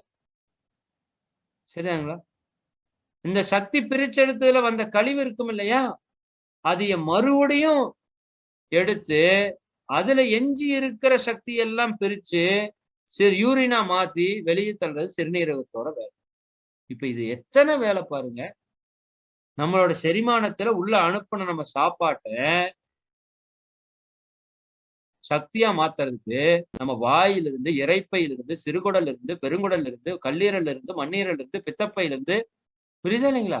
மலக்குடல் வரைக்கும், ஹார்ட் வரைக்கும், லங்ஸ் வரைக்கும் அத்தனையும் வேலை செய்யுது, கிட்னி வரைக்கும். அப்ப இந்த செரிமானம்ங்கிறது ஒரு தனிப்பட்ட வேலைன்னு நம்ம சொல்ல முடியாது. உடலினுடைய ஒட்டுமொத்த இயக்கம் தான் அந்த செரிமானத்தில் நடக்குதுன்னு நம்ம சொல்லலாம். அப்ப இதுல இத்தனை சிஸ்டம் நடக்குது இல்லைங்களா? இதுல எதுவுமே இயற்கையினுடைய விதியை மீறாது. அதுக்கு விதிமீறல் தெரியாது. ஆனா நம்ம என்ன பண்றோம்? நம்மகிட்ட இருக்குது இல்லையா ஒரு செயற்கை அறிவு. நம்ம புதிதாக கற்றுக்கொண்ட படித்த மிகப்பெரிய மேதாவித்தனமான ஒரு அறிவு இருக்கு இல்லையா? அந்த அறிவை வைத்துக்கொண்டு என்ன பண்ணுவோம்? இந்த உள்ள இருக்கிற அறிவை கண்ட்ரோல் பண்றதுக்கு முயற்சி பண்ணுவோம். அதுதான் இப்போ சிக்கலே. உள்ள இருக்கிற அறிவு இறை அறிவு. அது பர்ஃபெக்ஷனா செய்யும். வெளியில நாம கொடுக்கிற அறிவு அது பர்ஃபெக்ஷனுக்கு ஒத்து போனா வச்சுக்கோ, ஒத்து போகலைன்னா அது நம்மள எதிர்த்துதான் நிற்கும். லஞ்ச கமிஷன் எல்லாம் அங்க கொடுக்க முடியாது. தப்புன்னா தப்புதான். அப்ப நாம என்ன பண்றோம்? வெளியில இருக்கிற அறிவால் அதை மாற்றுவதற்கு முயற்சி செய்கிறோம். அந்த இடத்துலதான் சிக்கல் உருவாக்குறது. சரி, அப்ப இந்த உடல்ல சரி காலம் ஆயிருச்சுன்னு நினைக்கிறேன். இன்னும் கொஞ்சம் தொடரலாமா? நிறைவு பண்ணிக்கலாங்களா? 366 பேர் அப்படியே தான் இருக்கீங்க. நான் குறைஞ்சீங்கன்னா முடிச்சிடலான்னு பார்த்தேன். குறையிற மாதிரி தெரியல. சரி. இன்னொரு 10 மினிட்ஸ் போலாம். சரிங்களா? 7:15க்கு முடிச்சுக்கலாம். Okay, very good. இது வந்து தொடர் சொற்பொழிவா தான் போகும். நிச்சயமா இதனுடைய கன்டென்ட் வந்து மிக மிக அற்புதமான கன்டென்ட். இதை நீங்க புரிஞ்சுக்கிட்டீங்க அப்படின்னா போதும். வேற எதுவுமே தேவையில்லை. நீங்க ஷூரா சொல்வீங்க. இந்த சொற்பொழிவினோட முடிவுல நீங்க ஷூரா சொல்வீங்க, தம்பி என்னோட நோயை என்னால நானே குணப்படுத்திக்குவேன். எந்த மருந்து மாத்திரை இல்லாம குணப்படுத்த முடியும். என்னால முடியும் அப்படின்னு நீங்க நம்புறதுக்கு ஆரம்பிச்சிருங்க. அந்த நம்பிக்கை உங்களை எல்லா நோய்கள்ல இருந்து குணப்படுத்தும். எனக்கான மிகப்பெரிய நம்பிக்கை என்னன்னா, இந்த கொரோனா எனக்கு வராது அப்படிங்கிற ஒற்றை நம்பிக்கை தான் எனக்கு பல சூழல்கள்லயும் எனக்கு வந்து கொரோனாவோட எஃபெக்ட் வராம. நான் சீரியஸா சொல்றேன். அது வராதுன்னு நான் நம்புனேன். புரியுதானுங்க? நிறைய பேர் இதை நான் பார்த்துட்டேன். வந்துருமோன்னு நினைச்ச அத்தனை பேருக்கும் வந்து சரிதாங்க. இது எல்லாமே உங்க உடல், உங்க மனதினுடைய சக்தியை பொறுத்துதான் இருக்கு. சரி, இப்ப இந்த உடல்ல 2 விஷயம் நடக்குதுங்க. உடல்ல 2 விஷயம் நடக்குது. எல்லாத்துலயுமே 2 இருக்கு. நான் முதலே சொன்ன ஒண்ணு கொல்லும் ஆற்றல், இன்னொன்று தள்ளும் ஆற்றல். ஒன்று ஈர்க்கும் சக்தி, ஒன்று விலக்கும் சக்தி. சரிதாங்களா? நம்ம வேதாத்திரியத்திலே நம்ம அதான் சொல்றோம். அழுத்தம் எனும் உந்து ஆற்றல் ஒன்றை கொண்டே அணுமுதலாய் அண்டகோடி அனைத்தும் ஆக்கி அப்படின்னா மகரிஷி என்ன சொல்றாங்கன்னா, மகரிஷி சொல்றப்ப இயற்கையினுடைய சக்தி அழுத்தும் ஆற்றலாக இருக்கிறது. அதுவே அணுக்களுக்குள்ளாக வரும் பொழுது அதுவே தள்ளும் ஆற்றல். ஒரே ஆற்றல் தான் 2ஆ மாறுது. உள்ள தள்ளுற சக்தி ஒண்ணு, வெளியில தள்ளுற சக்தி ஒண்ணு அல்ல. உள்ள ஈர்க்கிற சக்தி எதுவோ அதுவே வெளியே தள்ளுகிற சக்தி. இதுக்கு ஒரு உதாரணம் உங்களுக்கு சொன்னா புரியும். ஒரு தக்காளி பழத்தை எடுத்து உங்க கையில வச்சுக்கோங்க. அந்த தக்காளி பழத்தை கையில வச்சு ஒரு அமுத்துங்க. என்ன ஆகும்? உங்க கையில இருந்து வெளியில இருந்து போற பிரஷர் உள்ள போய் தக்காளி பழத்துக்குள்ள அந்த பிரஷர் போய் அங்க உள்ள இருக்கிற விதைகளை அந்த தோலை பிச்சுக்கிட்டு வெளியே தள்ளும் பாருங்க. பாத்துருக்கீங்களா? இல்லாட்டி போய் இப்ப இருந்ததுன்னா தக்காளி எடுத்து ப்ரோக்ராம் முடிஞ்சதுக்கு அப்புறம் எடுத்து போய் சதக்குற அமுத்துங்க. பிச்சுக்கிட்டு வெளியே போகும். சாப்பாட்டை பிசைறீங்க இல்லையா? சாப்பாட்டை நல்லா பிசைறீங்க. உங்க கைகளோட இடுக்குகள் அந்த சாப்பாடு அப்படியே பிழிஞ்சிட்டு வெளியே வரும். கொஞ்சம் தண்ணி சாப்பாடு வந்து தெரிச்சிரு வெளியே. நீங்க ஃபோர்ஸா பிணைஞ்சீங்க. அப்ப எந்த சக்தி அழுத்துகிறதோ அதே சக்தி தள்ளுகிற சக்தியாக மாறுகிறது. இந்த அடிப்படையை நீங்க புரிஞ்சுக்கணும். இந்த 2 தான் இந்த பிரபஞ்சம் முதல் கொண்டு உடல் வரை நடைபெறக்கூடிய அடிப்படை செயல்பாடு அப்படிங்கிறது நீங்க புரிஞ்சுக்கணும். சரிங்களா? இந்த பிரபஞ்சம் முதல் கொண்டு உயிர் வரை மகரிஷி சொல்லுவாங்க, அணுவினுடைய உங்களுக்கு புதிய அன்பர்களுக்கு புரியுமான்னு தெரியல. பழைய அன்பர்களுக்கு நல்லா தெரியும். வேதாத்திரி அன்பர்களுக்கு நல்லா தெரியும். அணுவினுடைய இயக்க வேறுபாடு தான் இந்த பிரபஞ்சமே. வேற ஒண்ணுமே கிடையாது. அதுதான் நம்ம உடம்பு. அந்த அளவுக்கு புரிஞ்சுக்கோங்க. ரொம்ப கன்ஃபியூஸ் ஆக வேண்டாம். அப்ப இந்த உடல்ல செரிமானம் அப்படின்னா அதுல 2 விஷயம் இருக்கு. நம்ம சாப்பிடுறது மட்டுமல்ல, நீங்க சாப்பிடுறதும் கழிவை வெளியே தள்ளுவதும். இந்த 2ஐயும் நம்ம ஒரே வார்த்தையா சொல்லணும்னா செரிமானம்னு சொல்றோம். செரிமானம்னா நம்ம நினைக்கிற என்னன்னா, அது சாப்பிட்ட சக்தி உள்ள போய் வயிற்றுக்குள்ள போய் சக்தியா மாறுறது மட்டுமல்ல. ஒரு பெட்ரோல் வண்டியில் ஊத்துறீங்க, அது எனர்ஜியா ஒரு பக்கம் கன்வெர்ட் ஆகும், கழிவா ஒரு பக்கம் வெளியே போகும். இந்த 2மே ஒரே ப்ராசஸ் தான். அப்ப செரிமானம்னா அது 2 பகுதி இருக்குங்க. ஒண்ணு சாப்பிடுறது, இன்னொன்னு சாப்பிட்ட கழிவை வெளியே தள்ளுறது. இதைய கொஞ்சம் பியூரா சொல்லணும் அப்படின்னா, ஒண்ணு உட்கிரகித்தல், இன்னொன்று வெளியேற்றுதல். இப்ப சுவாசம் நடைபெறுதுன்னா என்னங்க? ஆக்சிஜன் உள்ளே செல்கிறது, கார்பன் டை ஆக்சைடு வெளியே செல்கிறது. இமை என்ன பண்ணுது? மூடுகிறது, திறக்கிறது. இதயம் துடிக்குதுன்னா என்ன சொல்றோம்? ரத்தத்தை உள்ளே அனுமதிக்கிறது, ரத்தத்தை வெளியே தள்ளுகிறது. புரிஞ்சிருச்சு இல்லையா உங்களுக்கு? அப்ப செரிமானம்னா என்ன? சாப்பிடுறது, சாப்பிட்ட கழிவை வெளியே தள்ளுறது. இது எல்லாமே ஒரே இயக்கம் தான். அப்ப இந்த உயிர் வாழ ஆற்றல் தேவை. அந்த ஆற்றலை பெறுவதற்கு உணவு தேவை.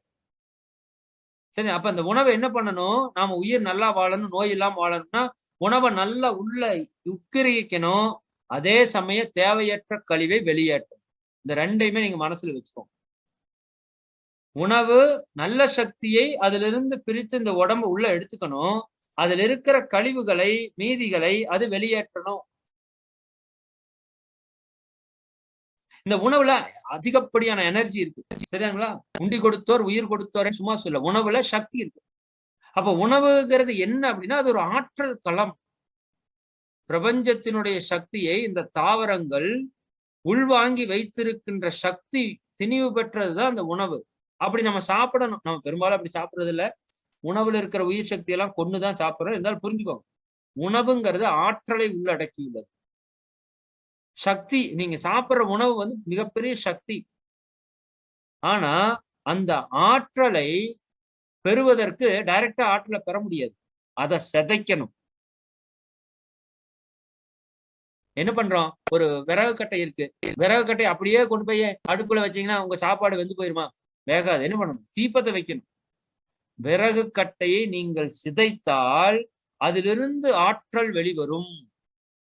தீய பத்த வச்சீங்கன்னா குபு குபு குபுன்னு எரியும். சோறு வெந்து போயிடும். ஆற்றல் கிடைச்சிருச்சு. கூட கழிவும் வரும். சரியானுங்களா? அப்ப ஆற்றலை பெறும் பொழுது கழிவும் வரும். இது வந்து இயற்கை.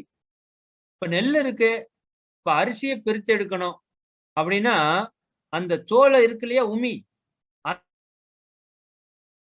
அதை நீக்கணும். அவ்வளவுதான். அப்ப கழிவுகளை நீக்கி ஆற்றலை பெற்று தன்னை காத்துக் கொள்கின்றதுதான் இந்த உடலுடைய பணி. நல்லா புரிஞ்சுதுங்களா? எல்லாரும் இங்கதான் கவனிக்கிறீங்களா? கேக்குறீங்களா? போர் அடிக்கா? சரி, இது கொஞ்சம் இந்த இடம் அப்படித்தான் இருக்கு. இந்த உடல் என்ன செய்யுது?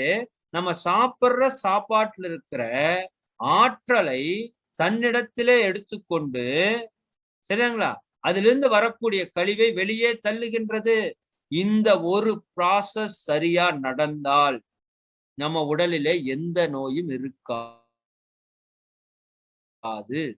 சரிங்களா? அதனாலதான் சொன்னாங்க படைத்தல் அழித்தல். இறைவனுடைய சக்தி கூட என்ன சொன்னாங்க? தோற்றுவிப்பது அழிப்பது. அப்ப இந்த ஒரு விஷயத்தை நாம சரியா புரிஞ்சுக்கிட்டோம்னா, நீங்க திருக்குறள்ல ஒரு குறள் கேள்விப்பட்டிருக்கலாம். அது முடியிறப்போ அருந்தியது அற்றது போற்றி உணின் அப்படின்னு முடியும். நல்ல குறள். மருந்தென வேண்டாவாம் யாக்கைக்கு. இந்த குறள் இது என்ன சொல்றாருங்க? மருந்தென வேண்டாவாம் யாக்கைக்கு. யாக்கைன்னா இந்த உடம்பு. அப்பா இந்த உடம்புக்கு மருந்தே வேண்டாமப்பா. என்ன மருந்து? எந்த மருந்துமே வேண்டாமப்பா. என்ன பண்ணா போதும்? அருந்தியது, நீ சாப்பிட்டது, அற்றது. அற்றதுன்னா என்ன? உன்னோட சாப்பிட்ட கழிவு. நீ சாப்பிட்டப்பலப்பா, அதுல வந்திருக்குங்களப்பா ஒரு கழிவு. அந்த கழிவு வெளியே போயிருச்சு அப்படின்னா உனக்கு என்ன தேவையில்லை? அருந்தியது அற்றது போற்றி உணின். நீ சாப்பிட்ட சாப்பாடு நல்லா செரிமானமாய் உள்ள போய் அதுல இருக்கிற கழிவெல்லாம் வெளியே போயிடுச்சான்னு பார்த்து சாப்பிட்டா உன்னோட உடம்புக்கு மருந்து தேவையில்லை. அப்படி சாப்பிடறதுக்கு யாரு இருக்கா? எனக்கு தெரிஞ்ச ஆளு இருக்குன்னா தெரியும். சரிதானுங்க? அப்ப நம்ம உடம்பு என்ன பண்ணுது? நம்ம சாப்பாட்டின் வழியாக மூக்குல, தோல்ல சுவாசம் நடக்குது. மூக்குல மட்டும் சுவாசம் நடக்கல. லெகின்ஸ போடாதீங்க போடாதீங்கன்னு சொன்னா கேட்கறீங்களா? கேட்கறதுக்கு ஆளே கிடையாது. அதுதான் ஃபேஷனா போச்சு. அப்ப நோய வா வா வா வான்னு கூப்பிட்டு வீட்டுல வச்சு விருந்து வைக்கிற ஆள் நம்ம ஆளுதான். லெகின்ஸ போட்டீங்கன்னா தோல் செத்து போயிடும். தோல்ல சுவாசம் நடக்காது. சொரியாசிஸ்ல இருந்து அத்தனை நோய் வரும். ஸ்கின் டிசீஸ் வரும். நுரையீரல் பிரச்சனை வரும். உடம்புல ஹீட் ப்ராப்ளம் வரும். எல்லா நோயும் வரும். சரிங்களா? அதனாலதான் கல்ச்சர், பண்பாடு, கலாச்சாரம்னு வச்சாங்க. உணவு, உடை, உறைவிடம் எல்லாத்துலயும் இருக்குது. பயன்படுத்தக்கூடிய ஒவ்வொரு பொருளையும் இருக்குது அந்த கலாச்சாரம். அதை பத்தி பின்னாடி பார்ப்போம். அப்ப நம்ம சாப்பிடுற உணவு வழியாக, சுவாசிக்கிற மூச்சு வழியாக தோல்ல சுவாசம் நடக்குது. இதுல இருந்தெல்லாம் இந்த உடல் சக்தியை பெற்றுக் கொள்கிறது. இன்னும் பிரபஞ்சத்திலிருந்து, பூமியிலிருந்தெல்லாம் இந்த உடம்புக்கு சக்தி வருது. சரி, இந்த சக்திய 3 விதத்துல இந்த உடல் செலவு செய்கிறது. எத்தனை விதத்துலங்க? 3 விதத்திலே இந்த உடல் இந்த சக்தியை செலவு செய்கிறது. அந்த 3 சக்தியை சொல்லி நான் நிறைவு செய்யறேன். அடுத்த வாரம் அது என்னென்ன சக்தி, அது எப்படியெல்லாம் வேலை செய்யுது, அந்த சக்தி நம்ம சரியா பயன்படுத்தாததால நம்ம உடம்புல என்னென்னவெல்லாம் நோய் உருவாக்கப்படுகிறது, அந்த சக்தி எப்படி அடிஷனல் சக்தியை சேர்த்துது, சரிதானுங்களா? இது எல்லாம் நம்ம சேர்த்து சரியா பயன்படுத்துறதுக்கு அந்த உடம்ப விடலைன்னா அது அத்தனை நோய்களையும் எப்படி எல்லாம் உற்பத்தி பண்ணுது. ஒவ்வொன்னா ஸ்டெப் பை ஸ்டெப்பா உற்பத்தி பண்ணுது. இறைவனுக்கு இருக்கிற அன்பும் கருணை கொஞ்ச நஞ்ச அன்பும் கருணையும் இல்ல. அவ்வளவு அன்பும் கருணை. ஏன்னா அவனும் எத்தனையோ போராடி பார்க்கிறான். இவன் திருந்துவானா, திருந்துவானா, இன்னொரு ஆப்ஷன். கடைசியா வந்து எனக்கு கேன்சருங்க. ஆமா, நேத்திக்கு காத்தால வந்தது, இன்னைக்கு காலையில கேன்சர். அப்படியா? சரிதானுங்களா? பல வருட கழிவுகளினுடைய தேக்கம் தான் அந்த நோயாக மாறுகிறது. சரி, அப்போ அந்த 3 சக்தி. ஒண்ணு, நம்ம உடம்பு இயங்குவதற்கு ஒரு சக்தி வேணும். நீங்க சாப்பிடுற சாப்பாடு 3 சக்தியா செலவாகும். ஒண்ணு, நம்ம உடல் இயங்குது இல்லையா? இந்த 5 புலன்கள், உடலுக்கு உள்ள இருக்கிற உறுப்புகள், சரி, அட்டானமஸ் நர்வஸ் சிஸ்டம்னு சொல்றோமா? உடல் தானியங்கி இயக்க மண்டலம்னு சொல்வோம். நம்ம டிப்ளமோ படிச்சவங்களுக்கு தெரியும். உடலுக்குள்ள பல உறுப்புகள் இயங்கிக் கொண்டிருக்கு, மிக அற்புதமாக இயங்கிக் கொண்டிருக்கு. அதுக்கு ஒரு சக்தி வேணும். அதே மாதிரி நம்ம புலன்களை இயக்கி கொண்டே இருக்கிறோம். இப்ப நீங்க கேட்கறீங்க, நான் பேசுறேன், பாக்குறேன், ஓடுறோம், ஒடியாடுறோம், கர்ம இந்திரிய கருவிகளை இயக்குறேன், இதெல்லாம் இயக்க சக்தி. இதுக்கு ஒரு சக்தி வேண்டும். இந்த 3 சக்தியை பற்றி நீங்க சிம்பிளா நம்ம புரிஞ்சுக்கோங்க. இந்த 3 சக்தி என்னன்னு புரிஞ்சாதான் இந்த கான்செப்டே உங்களுக்கு புரியும். 2வது, செரிமான சக்தி. நம்ம சாப்பிடுற உணவை அது சரியா என்ன பண்ணணும்? சரியா செரிச்சு நம்ம சக்தியா மாத்தணும். அதுக்கு ஒரு சக்தி வேணும். உணவு சக்தியா மாறுது, அது ஒரு பக்கம். அந்த உணவை சக்தியா மாத்துறதுக்கு ஒரு சக்தி வேணும். சரிங்களா? சாப்பாடு வேகிறதுக்கு ஒரு அடியில் ஒரு கேஸ் வேணும் இல்ல? அந்த மாதிரி. அதே மாதிரி நம்ம சுவாசிக்கிற காற்றை செரித்து சக்தியா மாத்துறதுக்கு ஒரு சக்தி வேணும். இதுதான் செரிமான சக்தி. 3வது தான் அதி அற்புத சக்தி, நோய் எதிர்ப்பு சக்தி. சரிங்களா? இம்யூனிட்டி பவர்னு சொல்றோம் இல்லையா? அந்த இம்யூனிட்டி பவர்னா என்ன? அது எப்படி நம்ம இன்க்ரீஸ் பண்றது? சரிங்களா? அந்த இம்யூனிட்டி பவர் தான் நம்ம உடம்பையே பாதுகாத்து பராமரிச்சுட்டு இருக்கு. அந்த இம்யூனிட்டி பவர் தான் நம்ம உடம்புல ஆர்மி மாதிரி. அந்த இம்யூனிட்டி பவரை மட்டும் நீங்க கரெக்டா யூஸ் பண்ணிட்டா எத்தனை நோய் கிருமி வந்தாலும் அது போட்டு தள்ளிட்டு போயிட்டே இருக்கு. ஆனா அதை மட்டும் டிஸ்டர்ப் பண்ணிட்டா எல்லா நோய் கிருமி சகலமும் நம்ம உடம்புக்குள்ள வரும். புரியுது இல்லைங்களா? அப்ப நம்ம உடம்பினுடைய சக்தி 3 சக்தியை நம்ம பிரிச்சிருக்கிறோம். அந்த சக்தி எப்படி எல்லாம் வேலை செய்யுது, அப்ப எந்தெந்த சக்தியை நாம நம்முடைய செயற்கை செயல்பாட்டினால தடுக்கிறோம், அது எப்படி நோயாக உருவாகிறது, அப்ப அந்த செயற்கையா நம்ம செய்யக்கூடிய விஷயத்தை நாம நிறுத்தினோம்னா எப்படி அது குணப்படுத்துகிறது என்பதை எல்லாம் நம்ம அடுத்த வகுப்புல தெளிவாக சிந்திப்போம் என்று கூறி, இவ்வளவு நேரம் மணி 7:18 ஆயிடுச்சு. இந்த உரைக்கு மிக சிறப்பாக இவ்வளவு நேரம் ஆதரவு கொடுத்த, ஒத்துழைப்பு கொடுத்த உங்கள் அனைவருக்கும் நன்றியை கூறி, எல்லாம் வல்ல அருட்பேராற்றல் கருணையினால் நாமும் நமது அன்பு குடும்பமும் உடல் நலம், நீலாயுள், நிறை செல்வம், உயர்ப்புகள், மெஞ்ஞானம் ஓங்கி, இறையுணர்வு, அறநெறி, கல்வி, தனம், தானியம், இளமை, வலிவு, துணிவு, நன்மக்கட்பேறு, அறிவிலுயர்ந்தோர் நட்பு, அன்புடைமை, அகத்தவம், அழகு, புகழ், மனித மதிப்புணர்ந்து ஒழுகும் பண்பு, பொறுமை எனும் பேறு 16 பெற்று பெருவாழ்வு வாழ்வோம் என்று கூறி இந்த சிந்தனையை நிறைவு செய்கின்றோம். நண்பர்களே, சில முக்கியமான அறிவிப்பு. சரி சரி ஐயா, வாழ்க வளமுடன் ஐயா. வாழ்த்திடுறீங்களாமா? வாழ்க வையகம். வாழ்த்துறங்க ஐயா. வாழ்க வளமுடன் ஐயா. சரி, வாழ்க வையகம். இந்த வாழ்த்துக்கு அப்புறம் முக்கியமான அறிவு. வாழ்க வையகம், வாழ்க வையகம், வாழ்க வளமுடன், குரு வாழ்க, குருவே துணை. இந்த இனிமையான மாலை வேளையில் ஆன்ம உயர்வு பெற இணைந்துள்ள அனைத்து மெய்யன்பர்களுக்கும் மாலை வணக்கங்களும் வாழ்த்துக்களும். இந்த இனிமையான மாலை வேளை நிகழ்ச்சிகளை சிறப்பாக தொகுத்து வழங்கிய பூஜா அவர்கள் வாழ்க வளமுடன். ஞானகானம், காயகல்ப கவி, காயகல்பம், உலக நல வேள்வி, இறைவணக்கம், குரு வணக்கம் மற்றும் தவம் இயற்றிய மெய் அன்பர்கள் அனைவரும் அவர்தம் அன்பு குடும்பமும் வாழ்க வளமுடன், வாழ்க வளமுடன், வாழ்க வளமுடன். நமக்கு கடந்த 1 மணி நேரத்திற்கும் மேலாக நம்மோடு சிறப்பு சிந்தனை உரையாற்றிய பேராசிரியர் மதன்குமார் ஐயா அவர்களை வாழ்த்துவோம். பசித்து புசி என்று நம் உடல் மொழியின் அறிவை புரிந்து கொள்ள வேண்டும். 5 அளவு முறை வேண்டும் என்பதை பற்றியும் நமக்கு ஆசான் மிக சிறப்பாக போதித்துள்ளார்கள். அதை எவ்வாறு நடைமுறைப்படுத்த வேண்டும், உணவு, உழைப்பு, உறக்கம், உடல் உறவு, உணர்வு எனும் 5 அளவு முறை காத்து நல்ல உடலில் இருந்து நல்ல சிந்தனை தான் வரும், கெட்ட உடலில் இருந்து நல்ல சிந்தனை வராது என்று அற்புதமாக நமக்கு சில நல்ல முக்கிய செய்திகளை உரைத்தார். நம்முடைய ராஜ உறுப்புகளை நாம் போற்றி பாதுகாப்போம். இறைவன் நமக்கு இலவசமாக கொடுத்த இந்த உடல், அன்னையின் அறிவோடு நமக்கு வந்த இந்த அறிவு உள்ள உயிர் உடல், இதை பேணி பாதுகாக்க வேண்டும். பல உறுப்புகள் நம்மில் இருப்பது, ஒரு உறுப்பு மாற்ற போனால் கூட லட்சக்கணக்கில் செலவாகும். அப்படி என்றால் நமக்கு எத்தனை கோடிகளை நம்முள் இணைத்து இந்த இயற்கை நமக்கு கொடையாக வழங்கி இருப்பது என்று சற்றே யோசிப்போம். பசித்து புசிப்போம்.